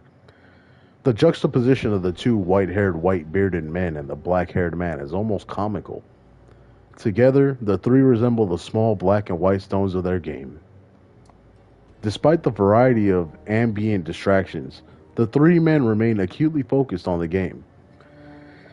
One of the elders, a round-faced man with a beatific smile, carefully picks up a black stone and places it on the board. His opponent snorts, and a small smile flashes across his long face. Almost carelessly, he snatches a white stone and deposits it on the board. The smiling man groans, and the long-faced one proceeds to collect several black pieces off the board. Ah, you got me there, Jin. He laughs, a pleasant full sound. As it trails off, he spots you watching the game. A broad smile brightens his cheeks. Why, hello there, young man. Something you need? The long-faced man gives you a cursory look and continues to collect black stones. Just a gawker, Shu. It's your turn. The name's Zero. Got a second to answer a question or two? Shu nods. I could use a short break. How about you, Jin? Jin sighs, shoulders slumping forward. After a moment of scowling, he reluctantly speaks. Fine. A short break. The 2 elders turn toward the younger man. He looks to be in his early 30s, but it's difficult to tell. The skin on his face is smooth and supple, with only the suggestions of creases at the eye, mouth, and forehead. But small gestures, a blink, a flare of his nostrils, briefly reveal the lines on his face. The man's eyes rise from the go board and study the elders. He nods. I've been hearing about strange dreams here in Hawi. Have you had any nightmares recently? The 3 men exchange looks. Shu turns to you. What a coincidence. Wasn't but an hour ago that we were discussing that very thing. We have been having bad dreams, every one of us. Tell me about them. I've had them myself. We should compare notes. What did you dream about? Is that right? Jin leans in, stares at you. Can't say I'm comfortable with giving a stranger details about my dreams. Shu waves his hand dismissively at Jin. Don't mind him. He's always been a poor sport. But he raises a good point. Some of our dreams contain information best left private, just as yours do, I'm sure. Having just met, how can we be sure you'll respect our personal information? I'll tell you. The younger man's voice cuts through the din like a razor, and the elders fall silent. He turns to you, and he locks his eyes, dark orbs that burn with piercing scrutiny, onto yours. He nods, and returns his gaze to the go board. I believe you're trustworthy. Please, Zero, make yourself comfortable. I'll share my dream with you. I appreciate it. Go ahead. He exhales slowly, then begins speaking. I dreamed of a long, dingy hall. When faced with such a thing, one generally walks its length, so I lifted my right foot and placed it in front of me. But upon taking the first step, I found myself instead drawn down an alleyway to my left. It wasn't there before, this alley. It appeared only as I began to walk. As I moved down the alley, I found myself surrounded by friends and loved ones. They all stood there, silently watching me with smiles on their faces. And as I passed each one of them, they fell to the ground in my wake, dropping like puppets with severed strings.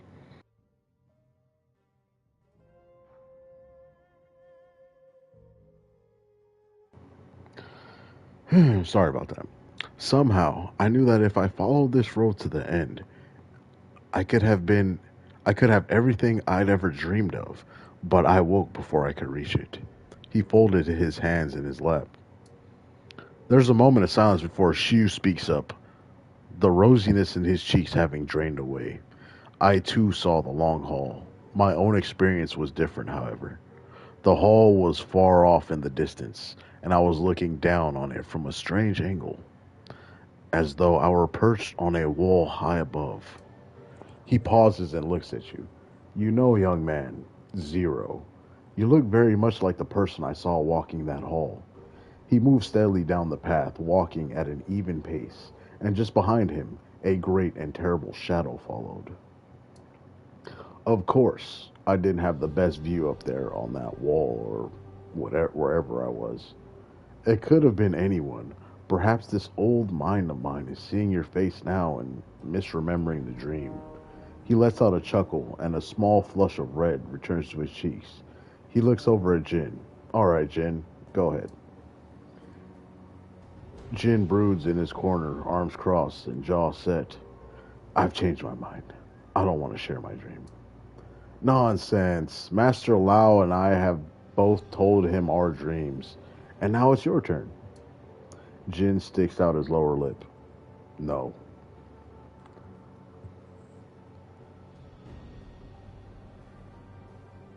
I don't want to force you to do anything. He holds his palm up toward you and looks at Shu. See? Straight from the horse's mouth. I don't have to. Jin, Lao's voice is firm but soft. This is important. Jin's mouth opens and closes like a gasping fish. But as he looks at Lao, his body relaxes and a sadness seems to take hold of his features. All right. But don't you go repeating any of this, you hear me? He takes in a deep breath and slowly releases it, folds his hand in his lap. My dream began as a nightmare. I dreamed of the failures and mistakes that I've made throughout my life, the people I've let down, the competitors I've crushed, the wife who died in hospice without me. I dreamed of the family that I abandoned. A change comes over him. His eyes brighten, and he continues energetically. But then, I dreamed of the walled city. I stood before it, and its door opened to me. And when I passed inside, all of my guilt fell away.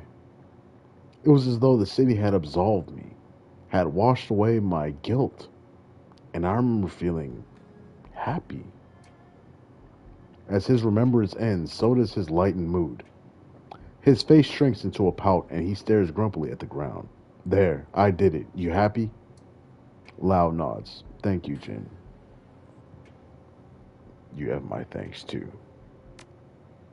Yeah. Now can we change the subject? My ulcer's acting up. I'm guessing you've been around these parts longer than I have. Is this sort of thing normal? If it were normal, we wouldn't be huddled around discussing them in whispers now, would we? Enough of that, Jin. Zero here asked in earnest for our advice. He deserves a proper response. Shu gives you a gentle smile. Please forgive our friend. Bitter years have left him suspicious of others. The answer to your question is no. Upsettling dreams have never been uncommon in Haley, but these recent visitations have been different. They've been darker, more vivid, stronger than normal dreams. Last night I felt consumed by the sense that something was coming. While my friends here felt a sense of relief and excitement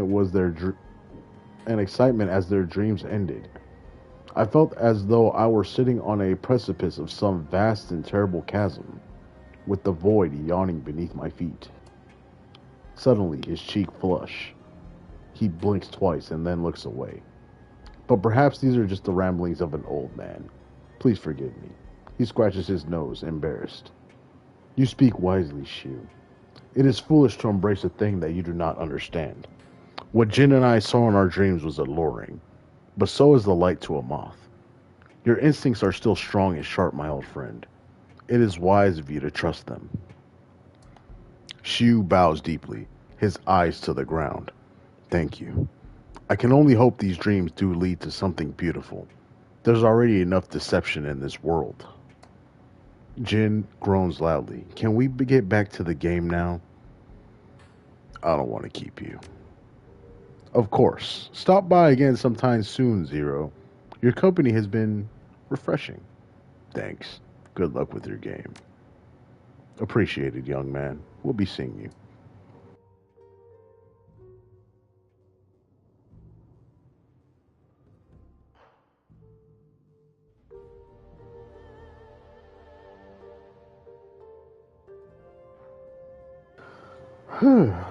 Man, a lot of reading here. And I do not have any water in here. I gotta go and get some eventually.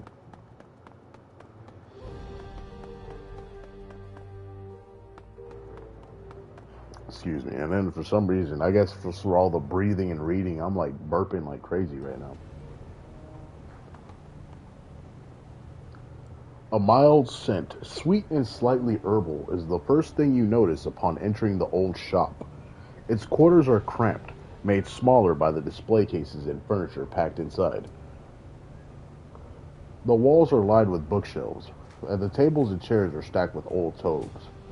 A few tiles jump out at you. Lucid dreaming, an exploration of the inner self, dream logic, nocturnal visitations. Overall, the place feels lived in, if disorganized. Not quite cluttered, but close. Milling at the front of the store is the shopkeeper, lost in a book of her own. She's tall for a human, probably close to 2 meters in her height. Her physique is typical bookworm, not overweight, but you can't see any muscular definition either. A wraparound tattoo covers her upper arms and shoulders, but from where you're standing, you can't quite make it out. She fidgets. Gradually, her eyes rise from her book and lock on you. Welcome. Don't believe I've seen you in here. She sets down her book and sweeps a strand of black and pink hair behind her ear. Name's Crafty. Zero. Nice to meet you. She shakes her head. Her grip is surprisingly firm. So, Zero, what can I do for you? I've got spells, alchemical reagents, fussy, whatever you want, really. Might have to do some digging to find out, but if it's magical, it's around here somewhere. Say, Crafty, have you had any vivid dreams lately? Her face is unreadable. Her eyes lock onto yours. As a matter of fact, I have Zero. But we all get the occasional vivid dream. Nothing special there. Gesture to the books on the tabletop. Really? Then why are you reading up on them? She flicks her wrist dismissively. Sure, it's a little weird that we're having that, but these types of dreams are common in the walled city. Nothing to get worked up about, probably. Strange. I met someone the other day who said that too. She nods. Anyone who's familiar with the walled city would know that. But most people don't go out of their way to find out. My mother devoted her life to researching the walled city and the magical phenomena within it, so I grew up with stories about the city. The recurrent creepy dreams being one of them. They're common then. She nods. Common as the cold. My mother devoted her life to researching the walled city and the magical phenomena within it, so I grew up with stories about the city. The recurrent. Wait, didn't I just read that? The recurrent creepy dreams being one of them. I've never been inside the walled city myself, but Mom went in pretty regularly and experienced the dreams. Your mom sounds like an interesting person. The sides of her mouth dip into a shallow frown. Sure, she was interesting, but not praiseworthy. Is this your store or do you just work here? It's mine. I inherited it from my mom. As you can see, She generously left me all her research journals. Her words are thick with sarcasm. Mom was never a big cleaner, but neither am I. My mom used to keep spirits around that helped her manage the place. They're not here anymore, but sometimes I swear my books aren't where I last placed them. Who knows? Maybe they pop by for visits. I just wish they'd clean while they're here. What makes this store so special? It's old, respectable, built over a dragon line. She slightly tilts her head to the side. We also carry text unavailable anywhere else. But I guess for me, I'm drawn to this place by the nostalgia. How do you like working here? It's a job, can't complain. What's with the name of the store? It's a cultural thing. The 5 phases represent wood, earth, water, fire, and metal. Some people believe that they're the basis of things, they're the basis of how things function and interact in this world. You'll find it practiced all throughout China, in disciplines ranging from farming to science, even music. The theory isn't common among younger generations, but it has its uses. My mother's strongly influenced by it.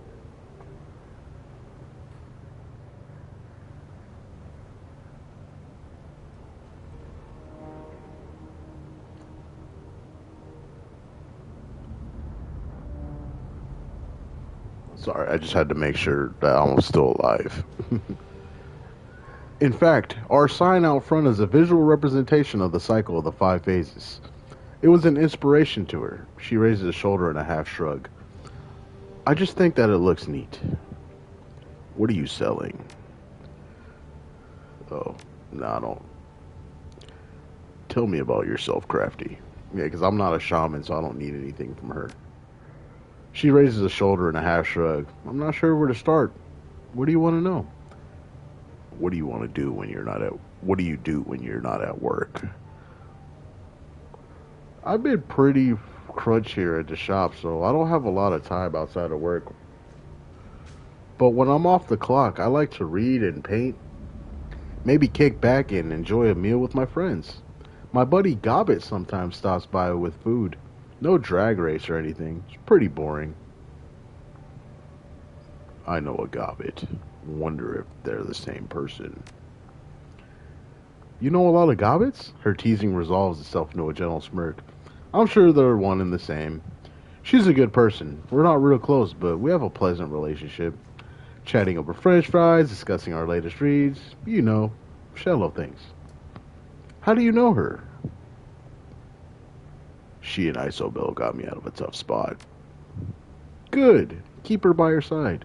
Gobbit's pretty fluent in the ways of this city and the people who live here. She knows her stuff. If you stick with her, you'll find yourself in a lot less trouble than you would otherwise. You said you paint. Just for fun. I don't make any money off it or anything like that. I just find it relaxing. She pats her arms. Design my tattoos, but that's about the extent that I take it beyond the canvas. I'd like to see your painting sometime. Some of them are around the shop. You're welcome to take a look. What do you like to read? Crafty claps her hands together and a slow smile spreads across her face. Aside from the usual, I love sitting down each morning to a tall cup of soy calf, and with the latest news stream on hand, I pop it right open to the obituaries. Makes for a great reading. She smiles at you for a moment before speaking. Kidding. Well, for all you know. I tend to stray toward detective novels, maybe some suspense and horror, and when I'm not reading for leisure, I study my textbooks to keep my magic sharp. It sounds fun, but I'd like to ask you something on a more serious note. Sure, what's on your mind? Is Crafty your real name? Is Crafty really your first name? No, a way nostalgia seems to pull her gaze toward the shop's front window. The name sorry about that. The name started out as a joke, actually. Back home, my mom used to call me Crafty, since the meaning is similar to my given name. I liked it because of the way it sounds. I insisted that my family call me Crafty, so it became a sort of nickname around the house. When I got older and started school in Hong Kong, I made my mom register me as Crafty, and it stuck. So what's your given name? Meow. She raises her hand to prevent you from replying. Yes, like a cat. You foreigners always make the same joke, which is why I grew up hating Meow. Call me Crafty. Your mother sounds like quite the mage. Did you study magic too? I sure did. Natural predisposition. She flexes her arm. Or whatever. But Mom and I learned the craft differently. I went to a university, and she was book taught. Mom was very old school. Her magic wasn't as applicable to everyday situations, and it was rooted in superstitions. It still worked, and well, but only for more ritualistic ancient spells. Practical spells like rain shields and bottomless trash cans were out of her repertoire. Back on topic. What else do you know about the walled city? Very little. Just that my mother spent most of her time in there, and she shifts her weight, leans onto the counter. Well, it messed her up. Is there something specific you want to know? What can you tell me about the city? She runs a hand through her hair, exhales. Where to begin?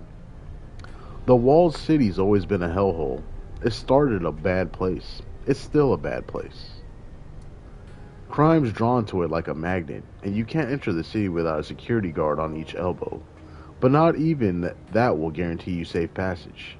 No one famous or rich or memorable has ever come from the place, and the only thing it's known for around here is its shitty reputation. She shrugs loosely. That's about the gist of it.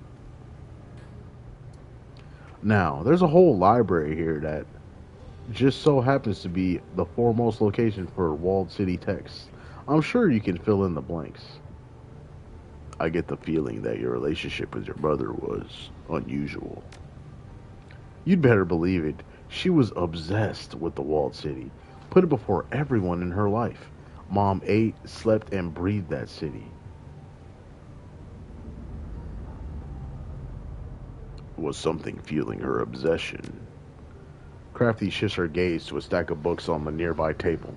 Yeah, actually, Mom was convinced that something was wrong with the place, that it was cursed in some way, polluted with unnatural bad ki. She'd visit the city under the protection of the Yellow Lotus and spend hours, sometimes days, studying it. Crafty tears her eyes away from the books and returns her gaze to you. Mother was consumed by her research. Did she ever find anything? She sure tried. Mom thought she could find a way to purify the place and to exorcise its demons. Her obsession with the walled city grew, and she devoted more and more of her life to breaking its curse. Wish I could say she fell off the radar, but really, the rest of the world fell off hers. I'm sorry, Crafty. That must have been hard for you. It is what it is, and here I am. Crafty gives you a warm smile. It sounds to me like you don't believe in your mother's research.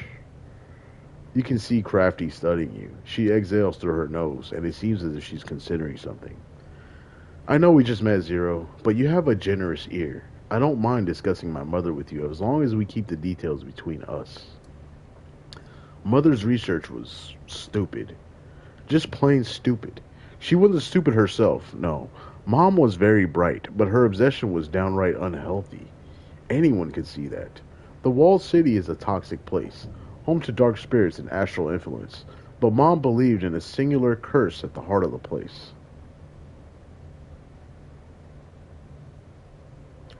When you say toxic, what do you mean? My mother failed to change the walled city, and the time she spent inside there changed her. She grew sickly and became moody, irritable. She suffered from night terrors the rest of her life. Crafty languidly sweeps a small clump of dust off a nearby book. It must have been difficult to watch her decline like that. She points a finger at you. It wasn't just that. The breaking point for me was her ridiculous obsession.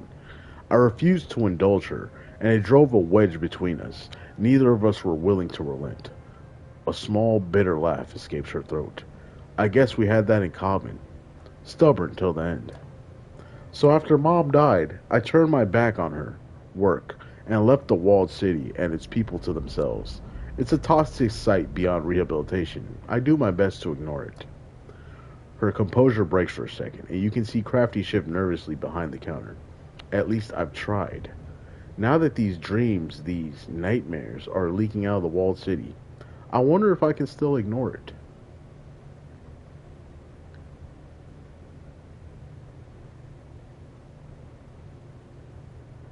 We always have a choice. You're right. But not everyone's choices are weighted evenly, and I just don't think I can turn a blind eye to what's happening here. She loosely gestures to the bookshelves all over the shop. I have my mother's journals. I have the means to try and help. It's sure to dredge up bad memories, but if it'll help my friends, maybe it'll be worth it. I don't know. I guess I have a lot to think about. She crosses her arms and wraps her fingers around her skin. Anyway, thanks for lending me that ear of yours. I've been thinking about the dreams. Can I ask you something? She nods. Go ahead. Why do you think they're affecting people outside the walled city? It's definitely strange. Until now, I always thought the dreams were nonsense. That my mother had just had night terrors because of her madness. She props her chin up with her right hand. But now it's really happening. And not just to me, to others around Haley. Those same psychic forces that drove Mom insane are edging into our subconscious. Lately, I've been wondering if there might have been something to her ravings. Maybe. I've been skeptical for so long. It feels almost blasphemous to consider it. Maybe the walled city's curse is real. She rubs her hands down her face, obviously frustrated. I just don't know. Maybe you can learn something from your mom's journals. That's true, but my mother's notes are scattered all over the shop. Most of her research is scrawled in the margins of the books that you see on the shelves in piles and stacks all over. The clues we need to figure this thing out could be in any one of these volumes, and there are thousands of them.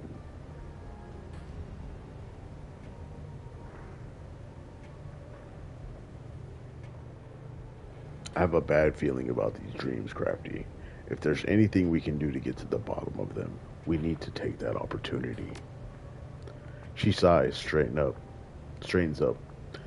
Yeah, I know what I have to do. It's just, damn, look at them all.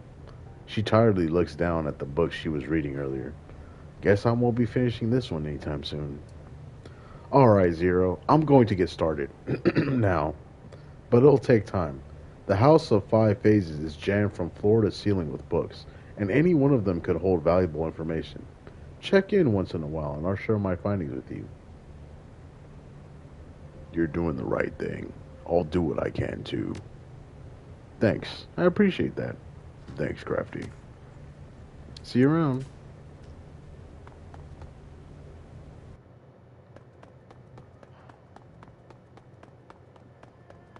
So this dream thing is like really affecting the entirety of this place. And everyone's having dreams, not just me. That's crazy. Excuse me. Sorry about that.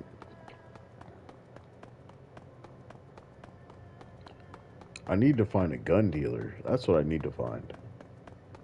I believe this is the tech dealer here. I'll talk to him. Maximum Law surveys the docks from beneath his meticulously patched tarpaulin. Goggled and belted with electronics, his arms folded, his expression stern. A sweat-drenched little king. His boat rocks gently. As you approach, he looks sharply your way and breaks into an awkward smile. Hey, Zero! I was hoping you'd come. You got a minute? What's up? Kindly had Wampoa burn your sin. Word is you're doing work for her. Not normal Yellow Lotus stuff. Law shifts foot to foot. He fidgets with the hardware on his belt. Shadow running. Man's gotta eat. I'm doing whatever's necessary to feed that need. Wicked. Law says it distinctly in a hushed tone, then seems to catch himself. He draws himself up to his full height. His usual demeanor of self assurance returns. That's pretty ironclad, Zero. Pretty vicious. If you do good, you'll be noticed. Listen, if you got info about runs, I can make it worth something. We Wampoans call that kind of thing metadata. Wampoa likes to get the word on the street from the active operators. What's something? Credits? Yeah, I could hook you up with some. Maybe creds, maybe some sweet programs, but really, you'll gain face with Wampoa. That counts for a lot more than money. Law looks out through the rain, across the rocking boats. He wipes his foggy goggle lenses with a rag from his pocket. His stomach grudges loudly. Augmented reality goggles aside, this gig gets really boring sometimes. You ever want to talk shop? I'm here. That is an amazingly ostentatious hollow sign you've got. Yo, Maximum Law looks up at the gigantic blue white letters with deep satisfaction. It's pretty, boss. Yeah, pretty, boss.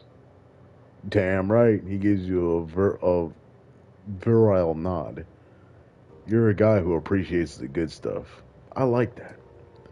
Half of Haoe gets his juice from a pirate tap on the big Mitsuhama DC cable under the river. Mitsuhama's like, his voice winds up into a mocking whine. Oh, let's run 2 million volts from the cold fusion plant to the island under the river. Those slum monkeys can't tap an underwater cable. Idiots. You know who built the tap that pulls electricity off that cable? Wampoa. You know whose barge holds off the transformer? Mine. Maximum Law thrusts his fist high in the air in silent victory. Cheap power for all, and a whole lot of extra for me. Behold the lighthouse of Boom. Why are you wearing VR goggles? It's not VR, it's augmented reality. We're pioneering it. Little cameras, matrix overlay. I can support a three-dimensional HUD and sub windows with live multiple feeds. I've got a command shell open right now. I'm networked with 5 guys. Law taps his goggles. Wave of the future. Wave of the future. A future where you can't look anyone in the eye and you resemble a B-grade sci-fi character. Hey, if you don't understand it, that's not my problem. This is the new world. You're the one who's going to get left behind. Law says it with a supreme confidence. He holds his fist high in victory. Boom! Looks like you've got some dangerously exposed wires over there. Yo, what are you, my mother? Law regards you with a skeptical disgust. Those wires are fine where they are, high and dry. They're only a problem for someone who does something stupid. I'm running a high bandwidth tech operation. Do I look like I have time to tape copper and sip tea? No, I don't. Law wraps his knuckles fiercely on the clear top case full of buses, cables, and cable harnesses. These are the only wires you need to think about. Tell me about Wampoa. We're pretty much the best, yo. What do you want? What do you want to know? Law folds his arms impatiently as if he's irritated by a request, but can't quite stifle a proud grin. Just tell me about the tribe, generally. Who are you guys? Law smirks. You really are new to the Kong, aren't you? We're the Neo Matrix Collective. We run Hong Kong Data Heaven and the Kong Shadow Nets. We are the Kong Shadow Nets. Outside, the corporate net is the rest of the Kong. And in those shadows, you will find threads of golden light like a vast spiderweb that carry information. Those golden threads and that web is Wampoa. Law gives a curt, viral nod. My buddy, Red Storm, wrote that. Pretty wicked, huh? Anyway, we're bleeding edge on the path to the singularity. We're doing things no one else is doing anywhere, except maybe Denver or Tokyo. Our homeland is the Matrix. And we're building a society of truth and expertise and information. You seem very outspoken, less modest than many Hong Kongers. Is that tribal? I am more outspoken, yo. I don't need meat space rituals. Modesty is inefficient. He shrugs dismissively. It's what a Wampo. Is that a Wampoan thing? For those of us who are most dialed, maybe. We're post cultural. Law sweeps his hand around, gesturing at the surroundings. I hardly see any of this as meat space. I hardly see any of this meat space.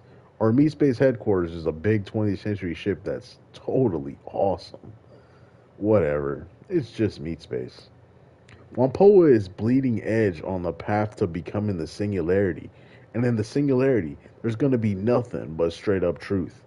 Law punches his fist down at the ground, striking a majestic pose like a Tradio barbarian. Boom! Truth. What's a Wampoan doing on Kindly's turf? Are you a liaison? What am I doing here? Law seems shocked at the question. I'm an ambassador. I broker Wampoa services to Haoi. Emissaries like me are all over the Kong, tying it together in an invisible network. So you work with Kindly, doing tech for the Yellow Lotus? Well, I do some work directly with Kindly, but my focus is more on the street level. We're all part of a big machine, each piece playing its critical role.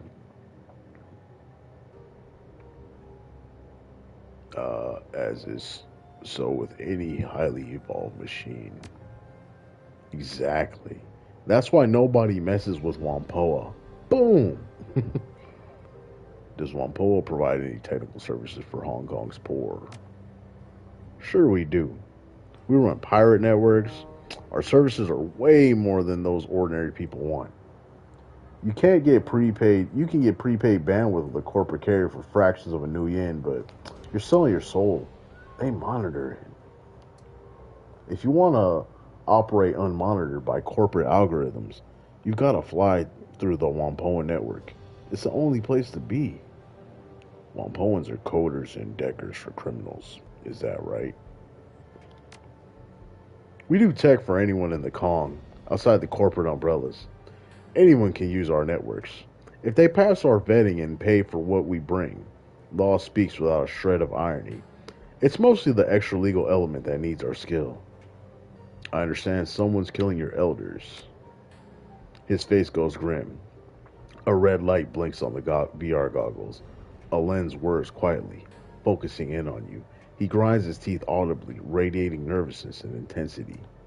Yeah, shit's crazy. Full on medieval. I can't talk about it. It's a tribal matter. Controlled information, right? We're gonna solve it. That's all outsiders need to know. Actually, I've been contracted to help the elders stop the murders. Wow, really? You're pulling in outsiders? He shakes his head in disbelief. Well, I should have seen that coming. What the hell are you doing here? Go to the garden and help stop that shit. Then come back and tell me what's going on. Everybody's guessing. The elders are being quiet, and the rumor hub is going crazy. Outsiders don't understand us. Maybe you can, if you're really smart. We're in a whole different world than most people. Like, I'm seeing 3 streaming videos and live network stats in my goggles right now. Time's wasting, Zero. Law kicks one of the bins at his feet. The sea of electric parts within it rattle loudly. You gonna buy some? See you later, Law. You gotta go? Okay. Watch your back and shoot straight and all. Law grins at you and dexterously flashes a hand sign that Shadowrunners give each other in holovid shows. I got things to do too. Alright, where is the guy with the guns? It's like, that's what I need right now. That is what I definitely need right now. I need some freaking guns right now. Guns and armor. Can I go this way? Okay, I guess I can't go that way.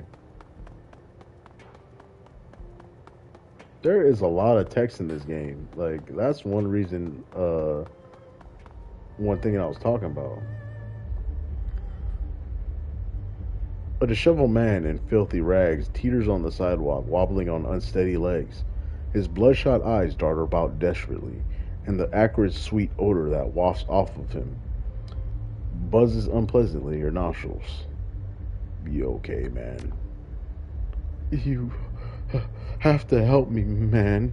His teeth grind as his grip tightens. His hand feels like a vice. I need your help. Say the magic word first. The man yanks you closer. Your eyes are watering from his pungent proximity. Still, you notice his tattered clothing bears designer logos. Please, please, take handsomely a message from me. Yeah, I've met him, but who the hell are you? I'm Steven. Steven Dynamite. He nods eagerly, desperation in his eyes. A sluggish tongue wipes itself over the cracked skin of his lips. Look, you gotta help me. I've been poisoned. That crap that Lee sold me put the bad things in my head. Whenever I close my eyes, I see dark, narrow tunnels, so many hands grabbing, razor sharp teeth gnawing, and the children. Poisoned. Sure, it's not just a bad trip. The man gives a hollow laugh. I know my way around substances well enough to know a bad trip when I have one. This is something else. Uh, I'm not a charity. If you want my help, you've got to pay for it. Stephen Dynamite shoots you a sideways glance. His voice drops to a rough whisper. I can pay you. I have means. You're a man of means, you say. How much you got? Plenty. His eyes take on a glassy quality. They still pay me, you know, for what I did.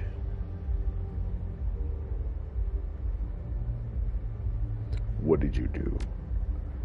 The junkie starts to scratch his neck and face. His eyes roll wildly. I used to invent things. Terrible things. And don't leave me hanging, Steve. The man's voice growls. I built bombs. The most potent explosives. I sold them. Didn't care to whom.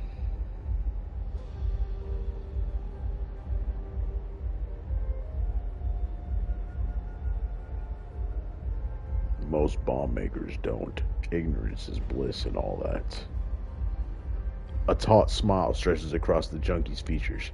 Too late. I know everything that happened. Regrettably.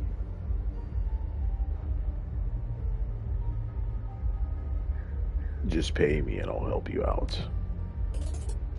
The junkie reaches into his breast pocket and pulls out a grimy cred stick. As he presses it into your hand, he fixes his bloodshot eyes on yours. His desperation is almost palpable. Tell Lee what he's done to me. Tell him that I need relief. These dreams, they're so... Tell him that I want... His voice trails off. What do you want? I want my money back. His reedy voice wavers, but he stops and says no more. You're paying me money to get your money back. His voice lowers to a mumble. It's just the principle of a thing. Just do it, okay? And please come back when you're done.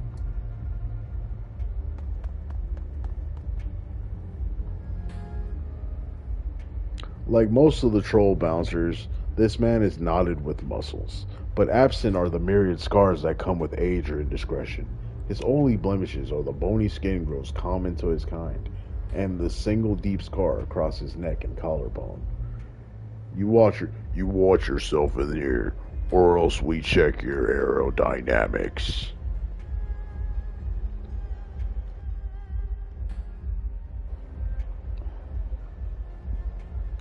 Aerodynamics. Anyone causes trouble, I see how far I can throw them. No fighting, no killing, no sex trade. He lifts an arm, flexing his muscles. His muscles jump out like a massive serpent's in steel cabling. His arm is easily as thick as most humans' waists. I don't mess around. Damn, bro. Relax. I believe the person with guns is in there though. So let's go and hit him up.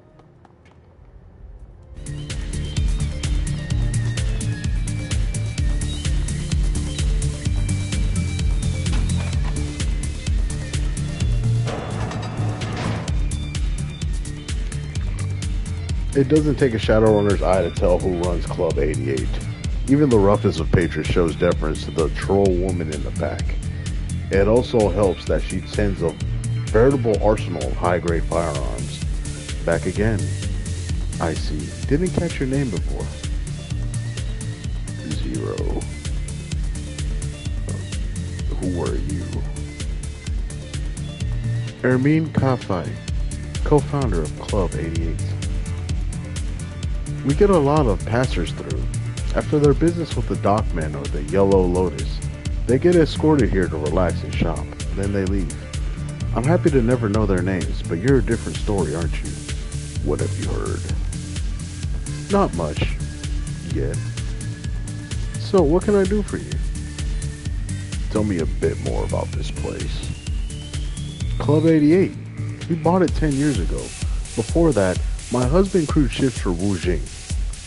He'd be gone for weeks or sometimes months at a time, and I was sick of it. Raising two boys on my own. Troll boys. Hold on, let me see if I could turn this music down a little bit. Probably can barely hear me.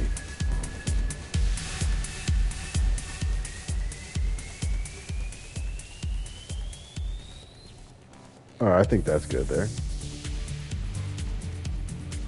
Club 88, we bought it 10 years ago. Before that, my husband cruise ships for Wu Jing. Oh, troll boys, puh. Okay, we did that.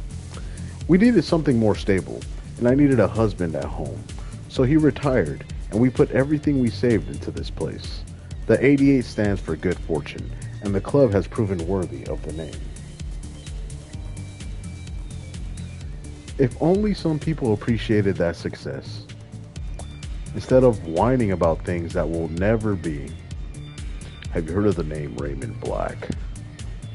I seem to recall a blurb on the news, but I don't pay much attention. Not a name I know, and if it was a name not worth knowing, I'd know it. Let's have a look at what you're selling. Alright, do you have any... So you have smart link guns? Nothing? I have all this stuff. Oh, sniper rifles. Wow. ARs. I do own this one.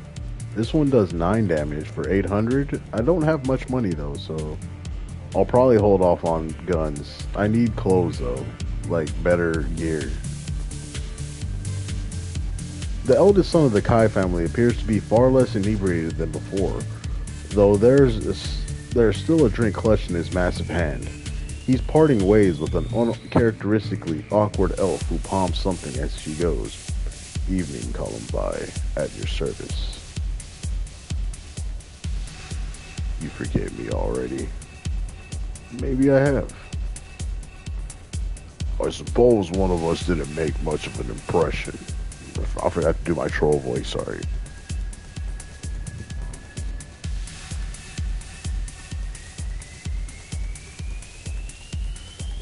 You're certainly making one now. Here's my impression of a storm drain.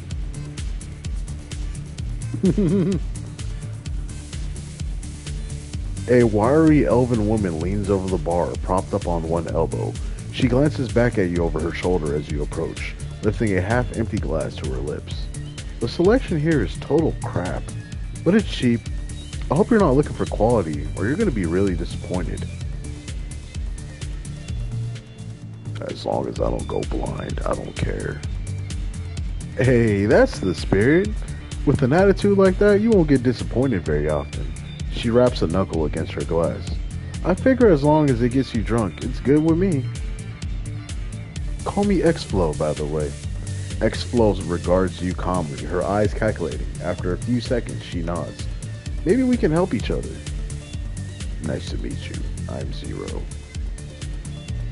I've got good eyes for people in the business, and believe me, you smell like Shadowrunners in Nguyen. Plus, everybody here has been talking about Kindly's new hired help. I'm out here for work. You need any backup? I'm available. What's your specialty? I'm what the eggheads call a mystic adept. Kind of a physical adept magician. I throw spells and I can kill with a touch. I'm rarer than unicorns, my friend. X-Flow lifts her glass, draining the last of it. Cheers. Where are you from, anyway? All over, really. Born and raised in Sydney. Ever since I was 15, I've been traveling anywhere there's work. Not a whole lot of opportunities for a street kid whose only skills relate to beating people up. I've lived in Paris, London, Vladivostok, Caracas. Hell, I even spent a year in Johannesburg. But Asian Azania is full of assholes. How do you end up here? I was running out of Guangdong for a while, but I was part of a team that lifted some SAM guidance software from Baihu Corporation. One of the team bid it during our escape, and Baihu got their military allies to track down the rest of the team. X-Flow shrugs, taking a long drink from her glass. When the hit team came for us, I managed to get out in one piece. Since I wasn't a full-time member, they didn't have any way to track me. I still figured it'd be a good idea to get to the feds for a while. How did you get into this life? I grew up on the streets, running with gangs, turns out. Running with gangs. Turns out, if you get in enough street fights and have magical potential, things just naturally express themselves. Once that happened, I realized I could charge a lot more than the protection rackets I had been running. Besides, it's not like I know how to do anything else. I've never been to school. I'm sinless. What else am I gonna do? Panhandle for change? Shake down stuffer shacks for beer money? No thanks, mate. I'd rather live fast, hit hard, and burn out. Got any good runner stories? Running a hand through her hair, X-Flow leans back as she thinks. Yeah, I got a couple. There was this one time I signed on with some mercs in Eastern Europe. They had a job to do near Krasnodarsky Krai, lifting some Abkhazian military software. The plan was pretty simple. We'd halo jump from a drone on the Russian side of the border, hike in toward the Abkhazian research facility, and blast our way in. The Abkhaz forces were supposed to be Matrix hotshots, but crap in ground combat. Simple, right? The elf shakes her head, eyes rolling. No plan ever survives first contact with the enemy, though. Turns out the Abkhazian army had contracted out base security to Winter Systems. We started getting cut apart before we'd even breached the first cordon. Sounds like a suicide mission. The mercs were in pretty dire straits financially. It was a do or die situation for them, literally. They owed too many debts, and if they couldn't deliver, they'd have been killed. So we pushed in. We were down to 5 of us by the time we got into the main facility. One of the mercs, Vaclav, was a rigger. We were hunkered down in a vehicle bay while the decker did his business, and Vaclav realized one of his APCs hadn't been properly locked down, and it was still gassed up. Came out of the base with the 30mm cannon blazing away. Our exit was down at the coast, a riverine patrol boat the mercs had on standby. It was some nervous fighting, but we managed to get out. A bit full of holes, sure, but we survived. And that's what counts, eh? See you later, X-Flow. X-Flow lifts her glasses so that see you. You know how to find me if you need me. The troll patriarch of Club 88 gently polishes a collection of old wooden belaying pins. These are but a few of the nautical touches that struggle vainly to assert their theme against the club's otherwise classy neo-punk decor. Back again. Not just another ship passing in the right, eh? Spent some time in the Navy. No, not military. Was a merchant marine, though, for many good years. Sounds like you miss it. Do I not strike you as the king of island nightlife?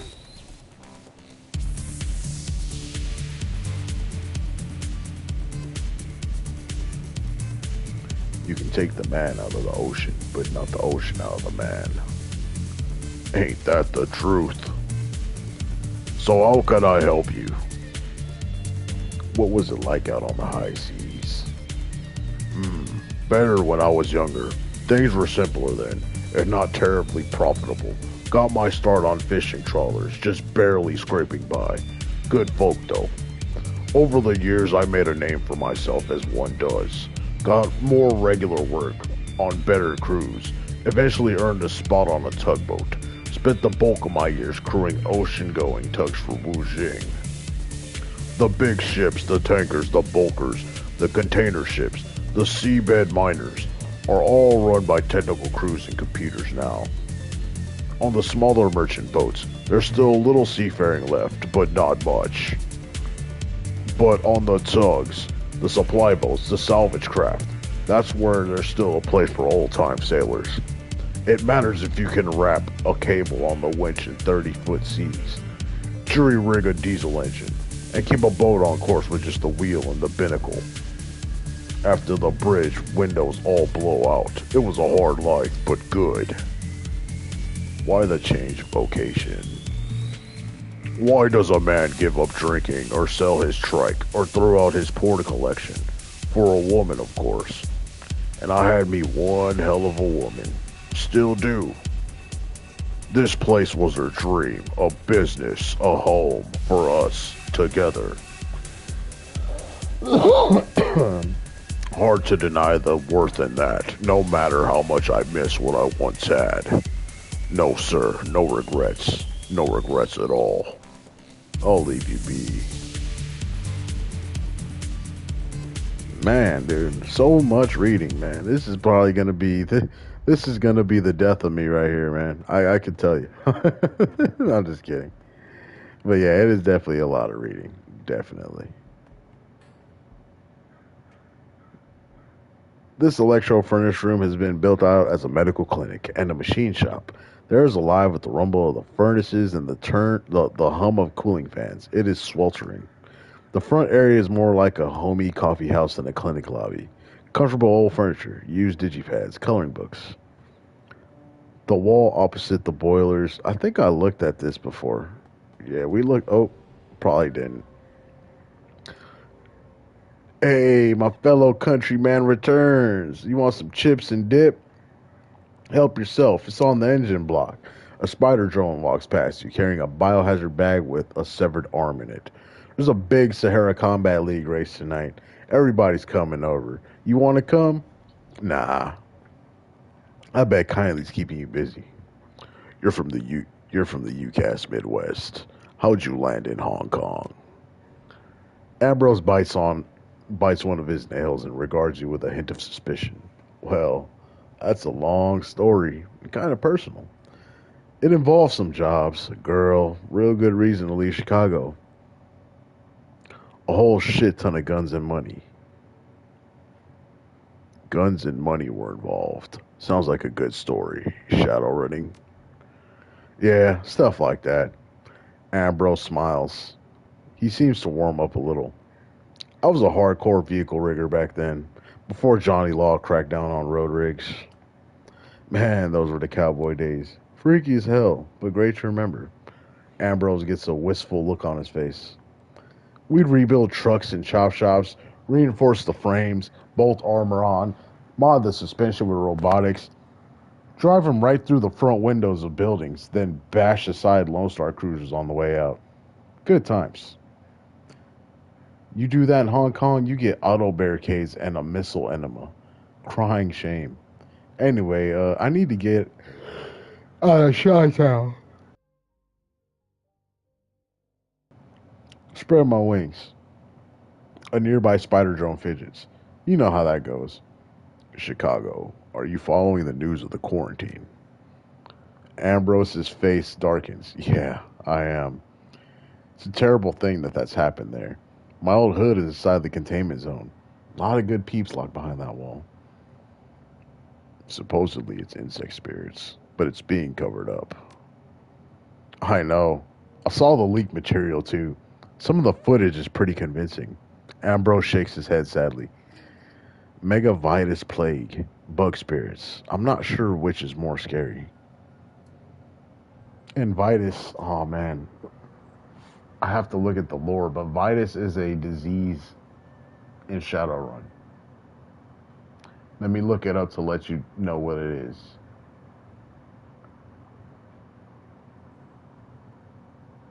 Virally induced toxic allergy syndrome.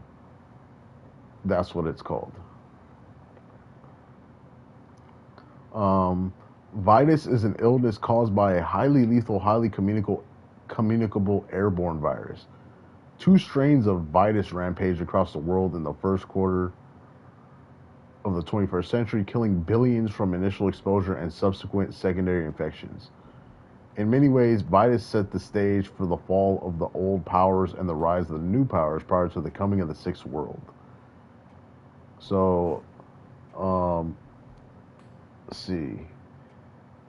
Vitus becomes evident 12 hours after initial exposure following incubation. Initial symptoms include fever, chills, and vomiting. If unchecked, Vitus progresses into anaphylactic shock, with an increase in histamine levels causing bronchospasms and vasodilation. Most death occurs from bronchoconstriction, leading to suffocation. Average individuals who are exposed to any strain of Vitus have the following approximate statistical likelihood of surviving, presuming drug therapies are on hand. So, humans and elves are 1 to 216. Orcs are 1 out of 72 orcs survive.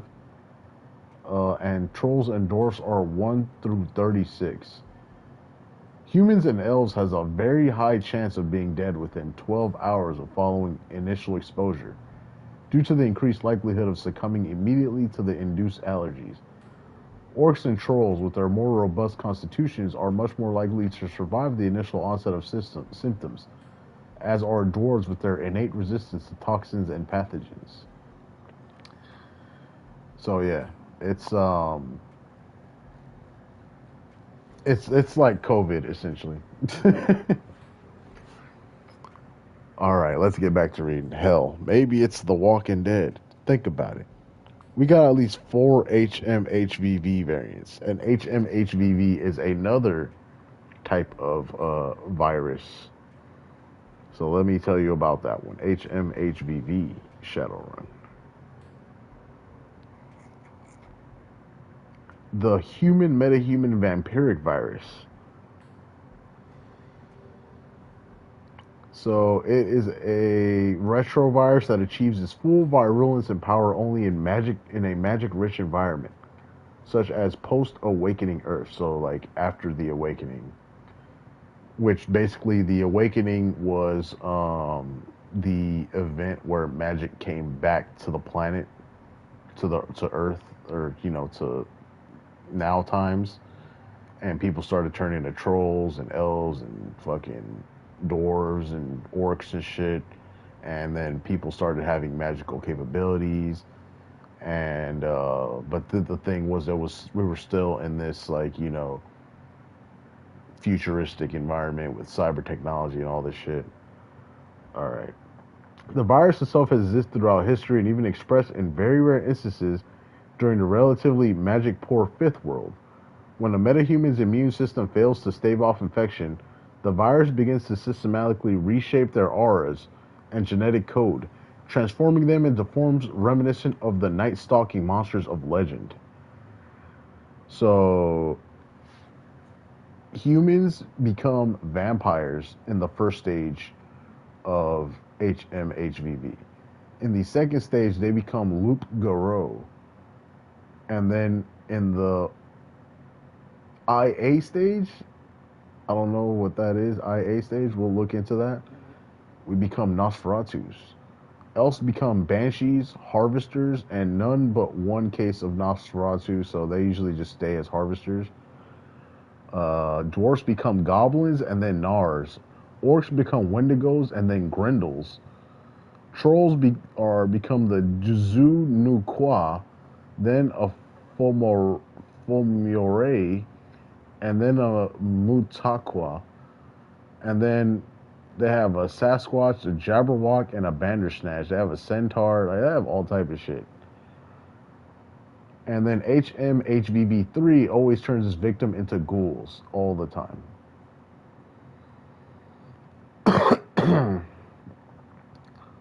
So, yeah, it's just another virus, but it's one that can pretty much turn people into messed up creatures. It's only a matter of time until we get zombies. Ambrose gives a nervous shiver. The nearby robotic arms tremble briefly.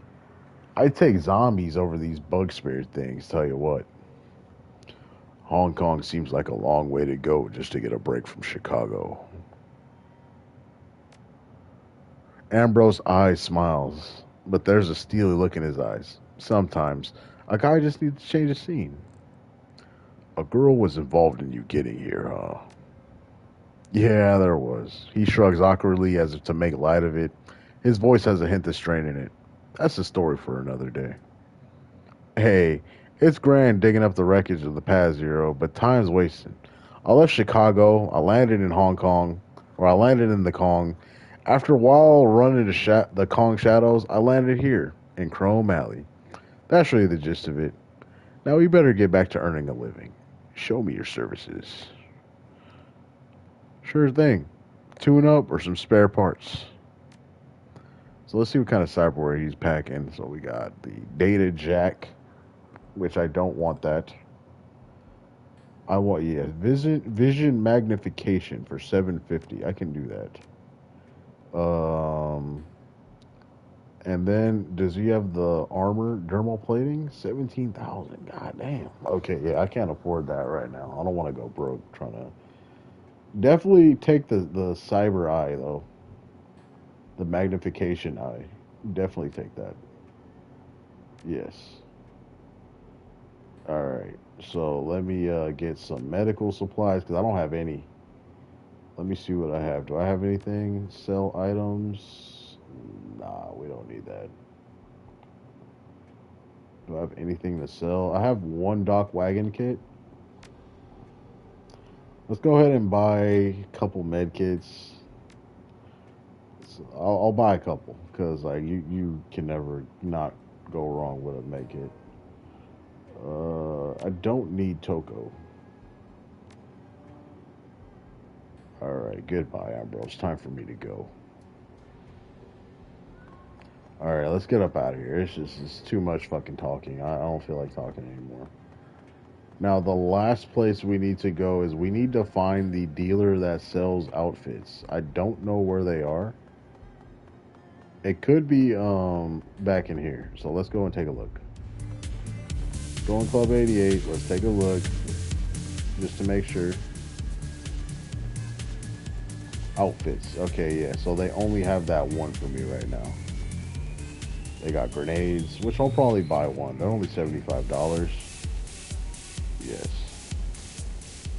Okay. Confirm. Cancel. Confirm. Okay, cool.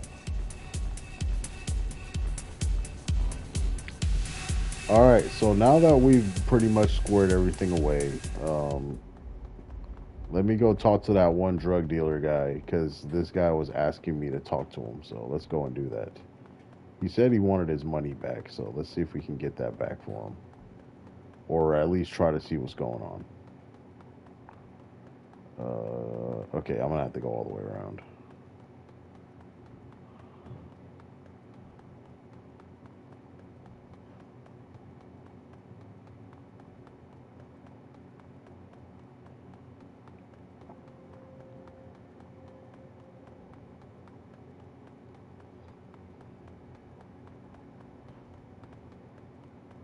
Okay. Excuse me.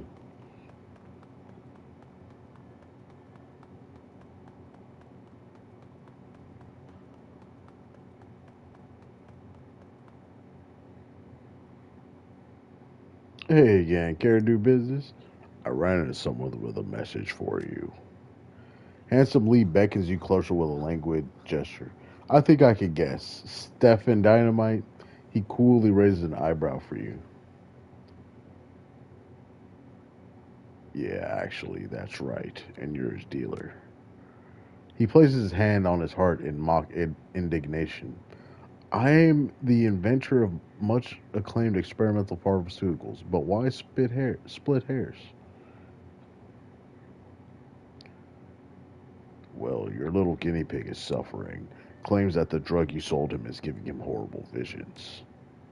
He pauses thoughtfully. Interesting. And what does he want from me?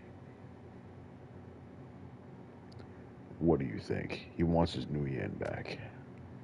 He straightens abruptly from his elegant slouch and juts his chins out. There was absolutely nothing wrong with my latest creation.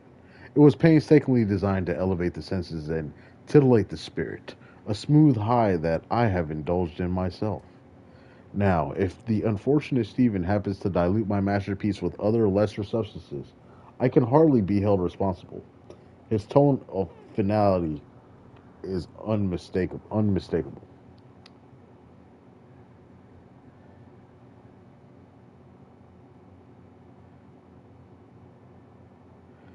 Then I'm afraid we've got a problem, Lee. Steve paid me to get his money back. He paid you to get his money? How does that make any sense?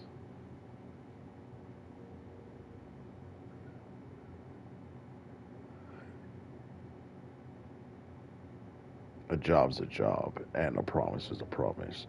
Doesn't matter whether it makes sense or not. He stares at you for a long moment, then reaches into his breast pocket.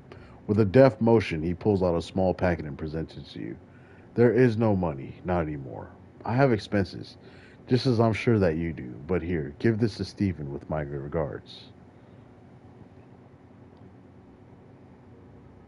What's in the package? A freebie. It's what our dear Stephen Dynamite really wants, whether he'll admit it or not. Deliver it with my compliments.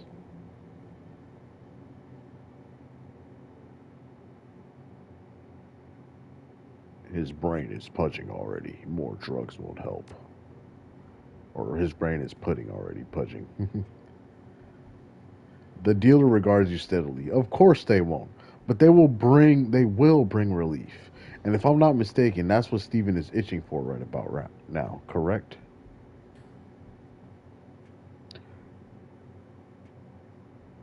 Relief is the exact word that he used. The dealer nods sagely. I told you that I know Stephen well enough to guess when he'll be desperate for another hit.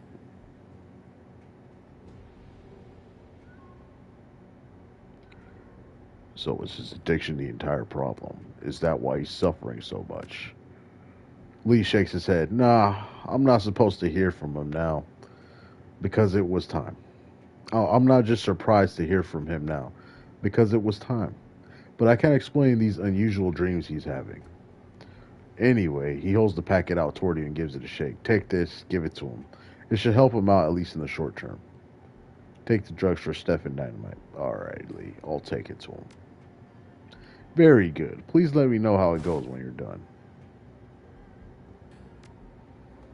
All right, so we're middleman in some drug deals right now. This is great.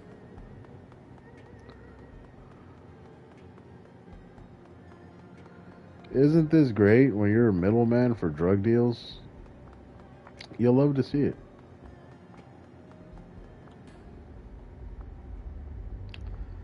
Stephen Dynamite tolls on the sidewalk while he jerks less as he moves. His skin has taken on a gray hue and his chest heaves with each labored breath. His sunken eyes swivel toward you. He wets his parched lips and addresses you. Hello, I'm relieved to see you. You thought you might not return. Can't trust anyone. This is bad place.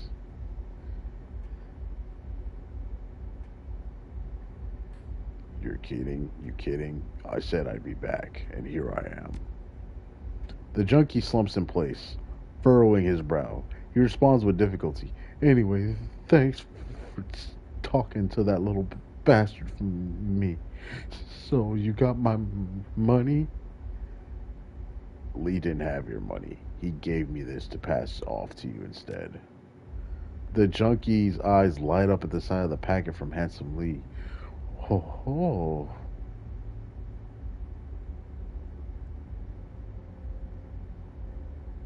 Maybe kicking the habit would be a better idea. It's practically ruined you, man. The man chuckled softly. It's purely circumstantial that I picked drugs as my escape. I just seek out another dependency.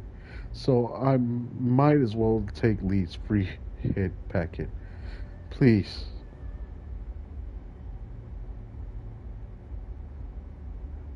That's bull. But you need to want to quit for yourself.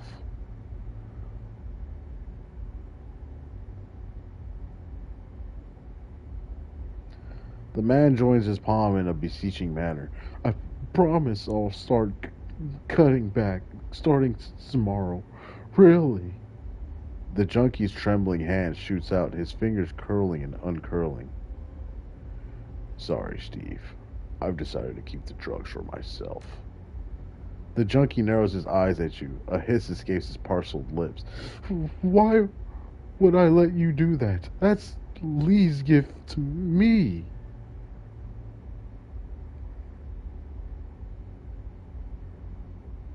Because it isn't a gift. It's a trick to keep you hooked. The man snorts and lifts his chin high. It's not a trick. I know exactly what Lee's offering. I'm not stupid.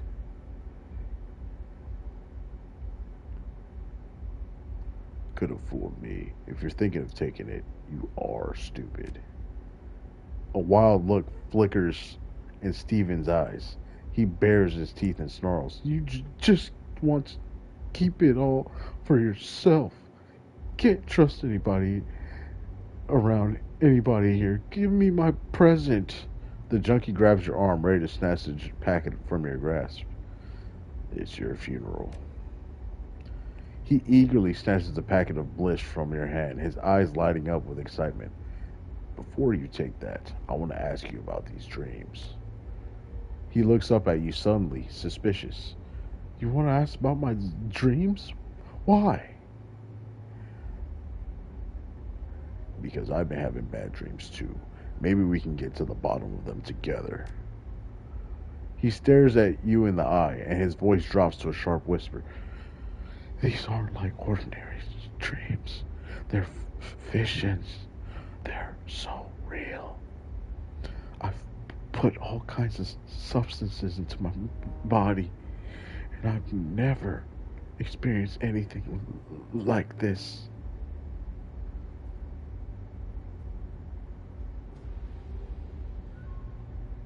You were practically raving the last time we talked. Explain your dreams to me again clearly this time. He nods, though his tongue stumbles and stalls as he speaks. I'm walking through a series of dark, narrow halls. It stinks to high heaven, and I run into more and more people as I move forward. People are jostling me, but I'm starving. Like I haven't eaten for days. I just want some food, so I press on. I start seeing children in the crowd. Children with terrible burns, disfigured faces. All these people are grabbing me. He begins to tremble from head to foot, and his eyes bulge. Then I see teeth all around me. I feel the teeth on me. Bathed in sweat from the effort of speaking, he cradles his head and arms.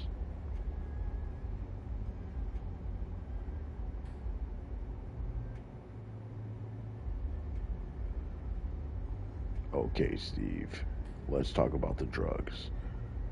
You said that you're on a lot of them, right? The junkie gives a weird smile. More than I can count. I used to love to get my kicks from explosives. I I loved blowing up stuff, seeing the glass splintering, solid walls disintegrating, flames licking the sky. Not anymore. I stick to needles and pills. Were you in the military? No, not so much. I was bomb maker. I designed custom ordnance. It was a dream job. Plus, it was very lucrative. He rubs his thumb and forefinger together and then snaps. Megacorps couldn't get enough of the devices I invented. I was too high on my own ego and wonder what they were up to. What were the Megacorps doing then? They were fueling wars. They often managed to sell to both sides in conflicts all over the world. Casualties be damned.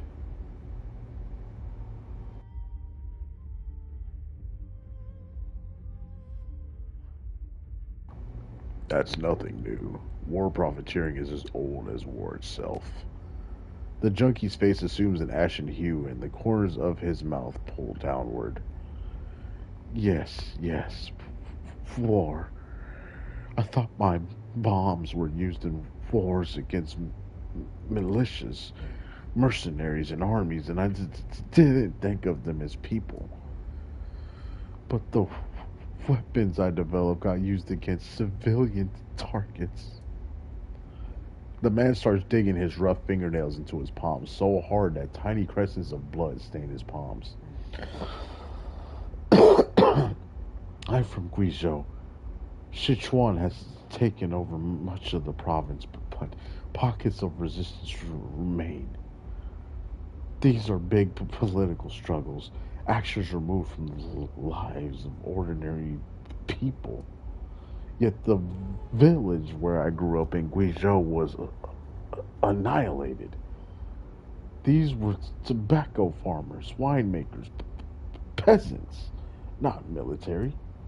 Tears leak from the man's eyes, tracing narrow lines down his filthy cheeks.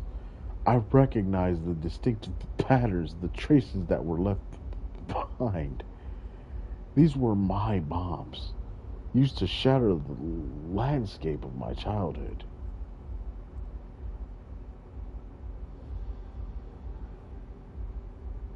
Okay, Steve. I think that I'm getting what's going on here.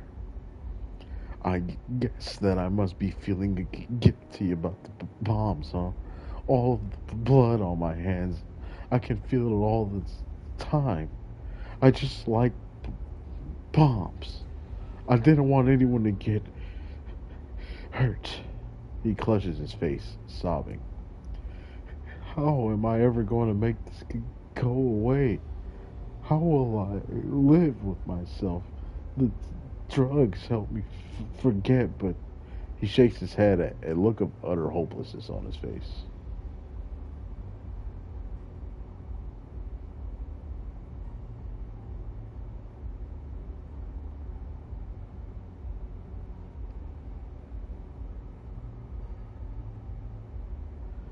Well, you can start by helping some kids, or no, we're not going to have them do that. For starters, you can stop wallowing in self pity. That'd probably help. The man runs his unsteady hands through his hair repeatedly. I can't just stop caring what I was involved with. What I'm still complicit in. It's so terrible. He seizes two fistfuls of hair and yanks, cursing and muttering. What's done is done. Pulling your hair out over it isn't helping anything. The junkie relaxes his hands. His matted hair, where he was tugging, sticks out in ugly tufts. Sobs rack his wasted frame. I just wish it were different.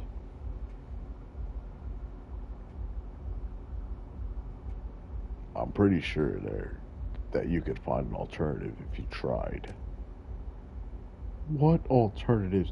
I can't think of anything.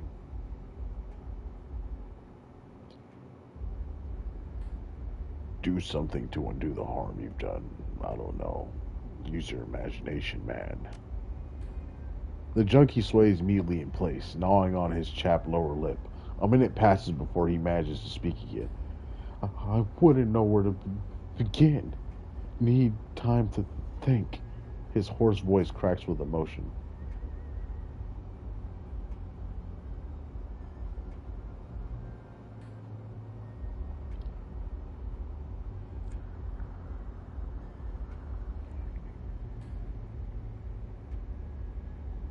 Children are the future, man. Find a charitable organization and put in some hours for starters. The man lowers himself into a squat and hugs his knees, his gaze somewhat absent and his cheeks glazed with tears. There are a couple of shelters where I used to crash when I was less down and out than I am now. There were lots of families I could help out. The man pauses, licking his lips, his mouth feeling for the right words. But in the end, probably need to go home to Guishao, where can bring myself to. I'll tell you what. I'll think about it. He nods eagerly. I'll think real hard.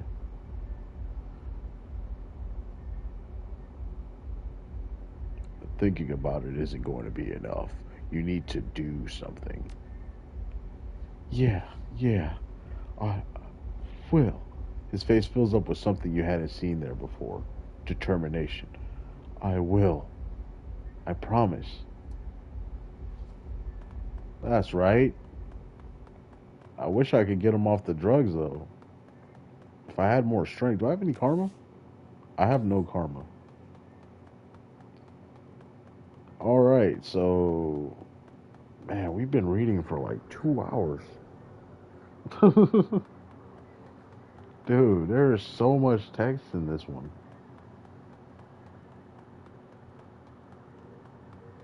Alright, how do I get back? Oh, my boat's down this way. My bad, guys.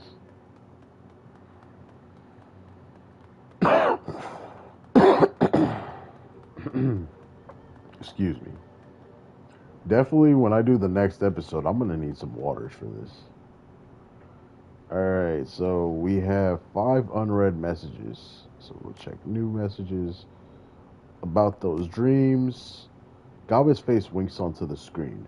Her rats are perched precariously on her head, and she holds a laser pointer clutched between her thumb and forefinger. Oh, hey, Seattle. I hope that I didn't catch you at a bad time. She flicks the laser pointer, and her rat's head swivels to the right to follow the motion. Why did I just say that? This is a recording. It doesn't matter if it's a bad time. Well, anyway, I was thinking about the talk we had. You know, the dream talk about the nightmares and stuff. Another flick of the pointer. The rat's head turned left. Their nose is twitching. I've got a friend here in town. She runs the Parlor of Five Phases. It's sort of our local magic shop in Talismanga. Name's Crafty. Flick. The rat's head turned upward to stare at the ceiling. Anyway, she's smart. Really smart.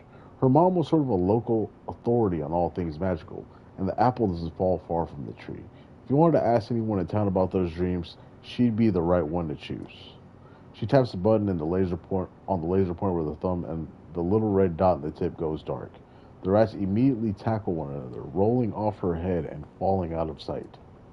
She gets up, her head rising out of frame.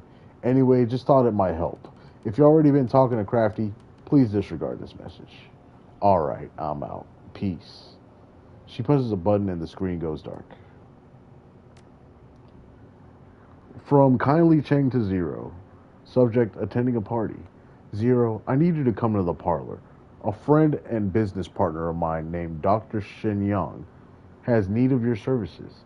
Something about attending a fancy party in Repulse Bay. He was unwilling to give me the details. I think he wanted to size you up himself.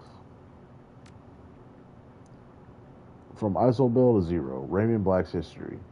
Duncan asked me to do some digging on my own into Raymond's history.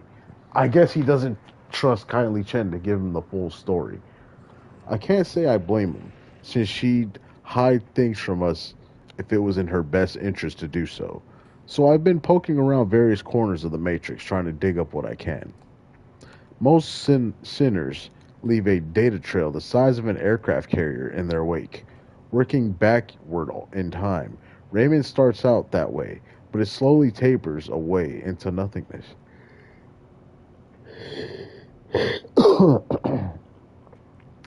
Sure, I can find some basic records in Seattle, power utilities, a public discussion sites, a couple of public discussion sites he signed up for, but the further back I get, the less I find.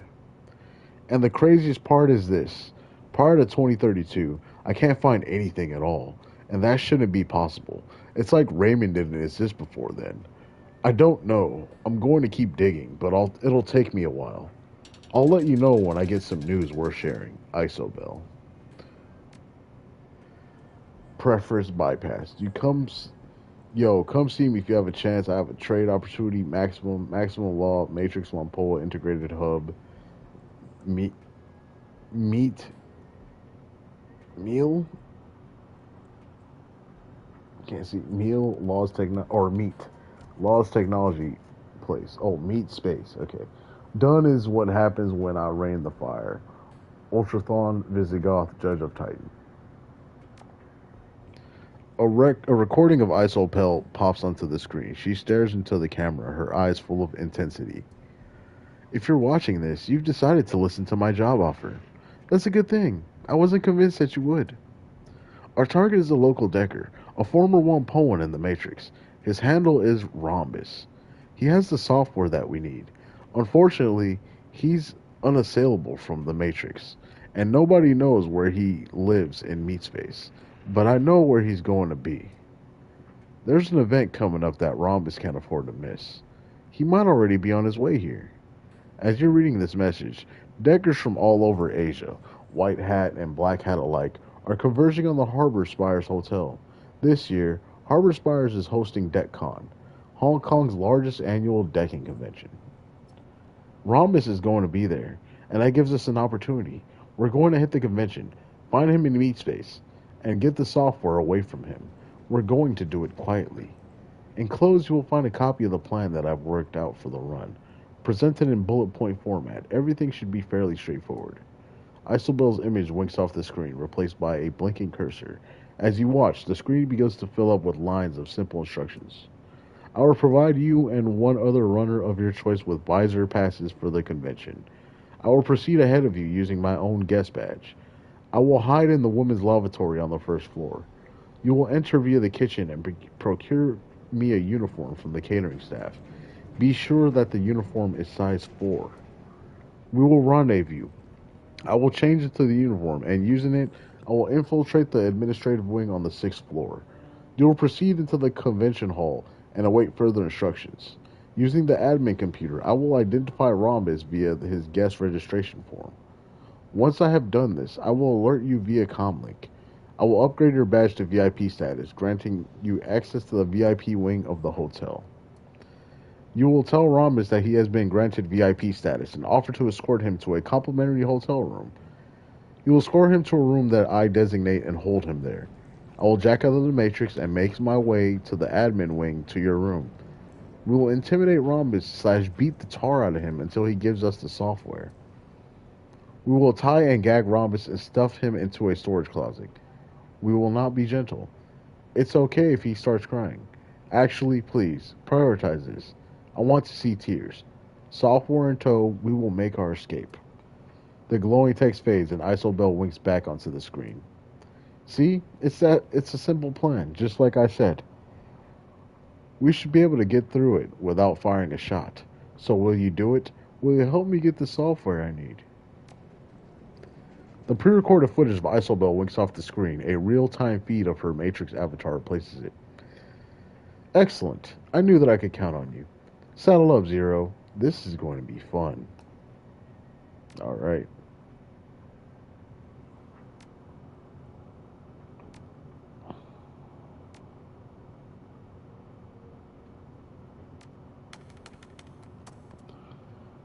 So we got the Shadowland BBS. We're going to see if we have any money to pick up or pay data to post.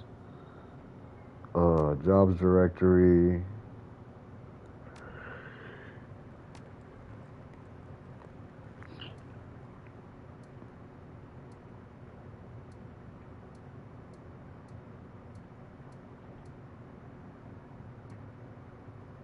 Yeah, there's nothing here.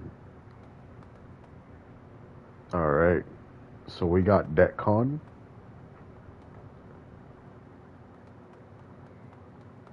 So they want us to meet Kindly Chang's friend as well. Jesus Christ, there's so much fucking reading in this one. I mean, it's not bad, but you know what I mean. I'm just sitting here reading. I've been reading for like 2 hours. Let me check how long I've been going. I know I've been going quite a while already.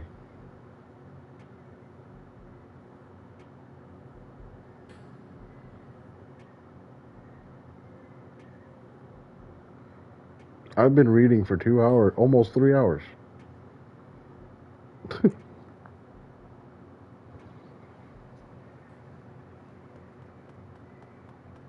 Well, I guess this is the reading stream, y'all. A rotund, balding dwarf in a cheap suit turns to face you. Light glints from the heavy gold chains that hang around his neck.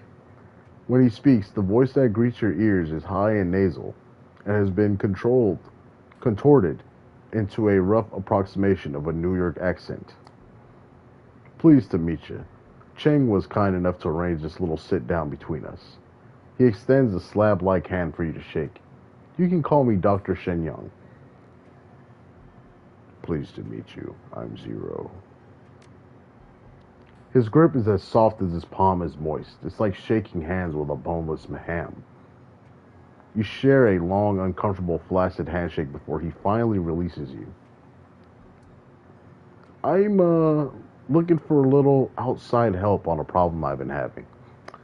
Ordinarily, I'd handle it myself, or have some of my friends see to it, but it's kind of delicate, you know? My guys be noticed before they made any headway on my problem, so I figure, hey, I hire contractors all the time. Might as well get some contractors from a different stripe.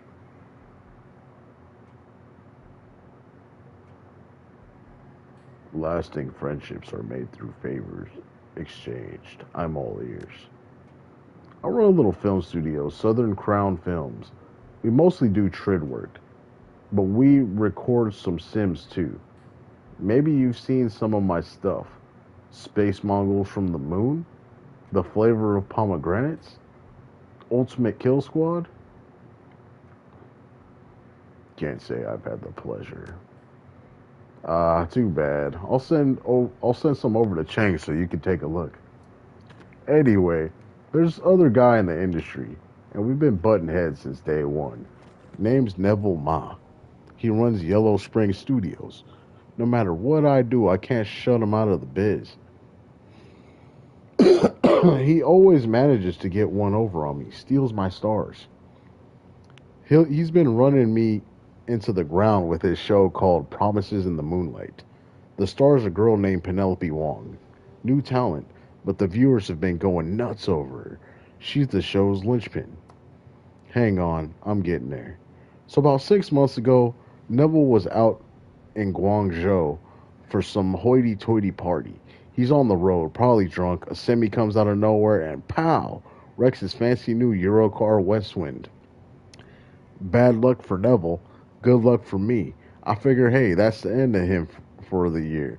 And I start planning some new stuff he can't compete with from the inside a hospital. You follow me so far? Yes, please keep going. Problem is, the Basher's back in the game already, and he's bringing out season 2 of Promises in the Moonlight. I need that show off the air one way or another. And that, my friend, is where you come in. Already, that's strange. Tell me about it. He should have been in that hospital for at least 3 months, and in physical therapy a lot longer. Only took him like a week to get out. Couldn't freaking believe it. That kind of medical care costs top dollar. He's got a lot of money, but not that much. Recovery time like that means that one of two things is going on. Neville could have found himself a silent partner, someone willing to pay top dollar for cutting edge care. I don't think it's likely, but it could have happened. If it ain't that, the smart money says that he's been skimming off the top of Yellow Springs' earnings and not reporting it to other shareholders. Tell me how I fit into this. I need you to get go get me something to blackmail Neville with. Find out how he could afford to get out of the hospital so fast. He works out of his penthouse most days, so search his computer, closet, sock drawer, whatever. There's got to be something incriminating in there. Where is this penthouse? Neville lives in the Repulse Bay. It's this real swanky joint on the south end of Hong Kong Island by the bay with the same name. I haven't been able to get anybody in to poke around his apartment because the security's too tight. Lucky for you, though, Neville's throwing a party on the mezzanine level with all the shops and a restaurant and a balcony and such. With a restaurant and balcony and such.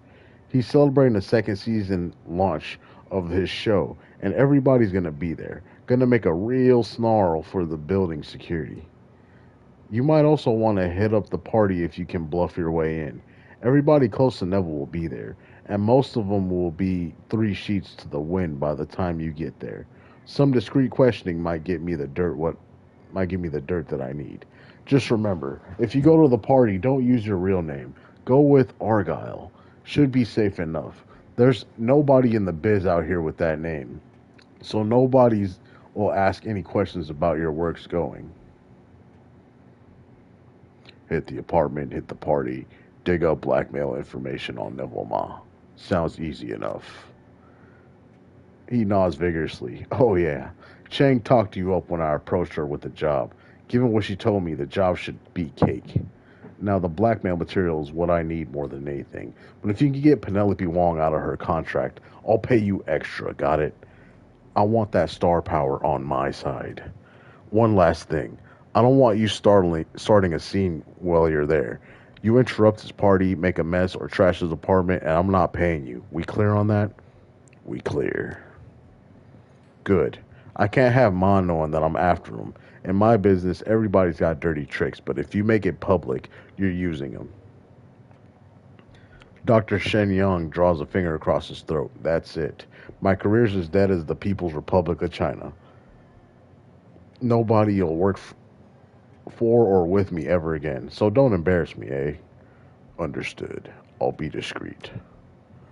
So that's what I like to hear. You scratch my back, I scratch yours. You can get paid, and I'll put the word out. You're a solid hire. Sounds like we have a deal then. He grins. Good man. That's what I like to hear. When you're done, drop Cheng a line. I'll come meet you back here, and I'll hand over the money. Okay, I gotta go use the restroom really bad. Sorry.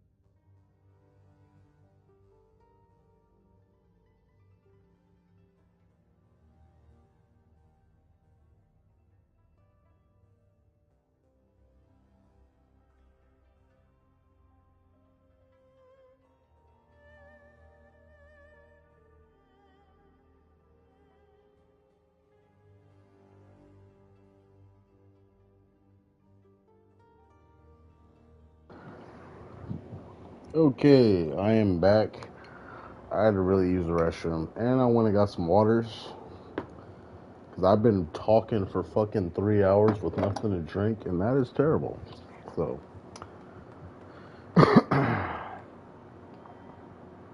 Kylie Chang appears to be nearing the end of a harsh exchange with Strangler Bao, who is listening intently. So, you'll tell that little pustule that Auntie Chang isn't fucking happy, you get it? Not happy at all. Don't tell him that I'm displeased. Don't tell him that I didn't take it well. She slams her shot glass on the table. Tell him that I'm extremity chopping mad, and if he doesn't want what happened to Yi to happen to him, he better get his head and his ass wired together and give me that payment today. She raises an eyebrow. Was that message clear enough, Mr. Bao? Yes, Miss Chang. I'll explain things to him in terms he can understand. Bao steps back and becomes a meat statue once again. Chang's voice turns trickle sweet when she sees you waiting for her. Ah, our newly minted Shadowrunner. How are you taking to your new role, Zero?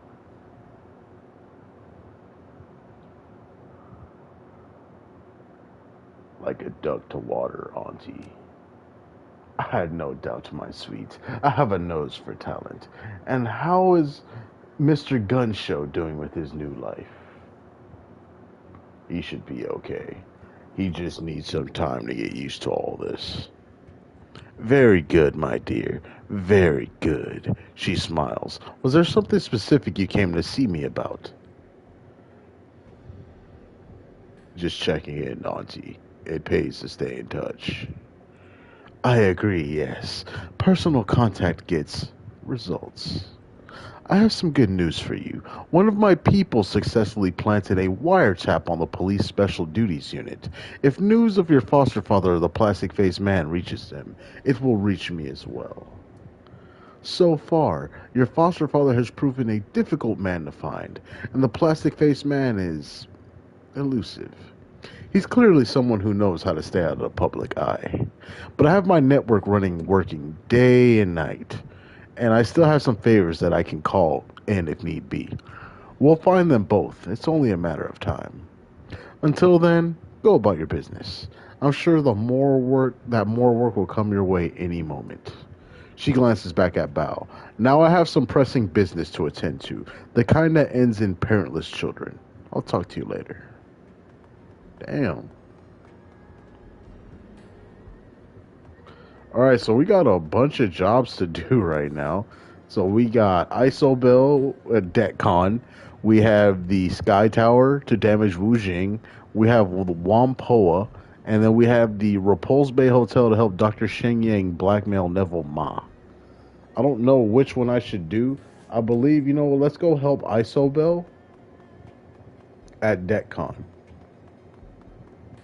So I'm going to start the mission, but then we're going to end up ending the episode because I've been reading for fucking 3 hours and I am drained right now. I am fucking completely drained. I am completely drained. Like, completely. I don't know what to tell you. I'm sorry. I know this was just a stream of just straight up reading a bunch of text, but what can I say? What can I tell you? You know what I mean? I'm drained. So let's go ahead and go to DETCON.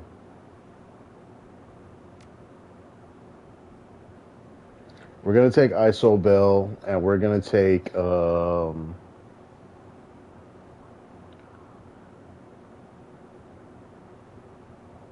know what? Let's take Ractor. He might be good for this run. Can we also take? Oh, we could take two others. Okay. Definitely might take Gobbet. Yeah. Yeah.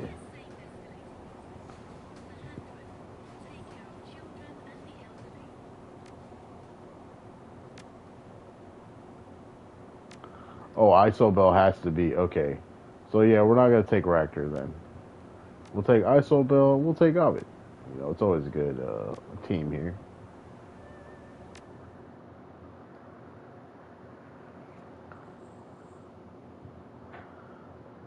So the game is saving right now. We'll go ahead and let it save, and once it's fully saved, we will continue this in the next episode, episode 5 of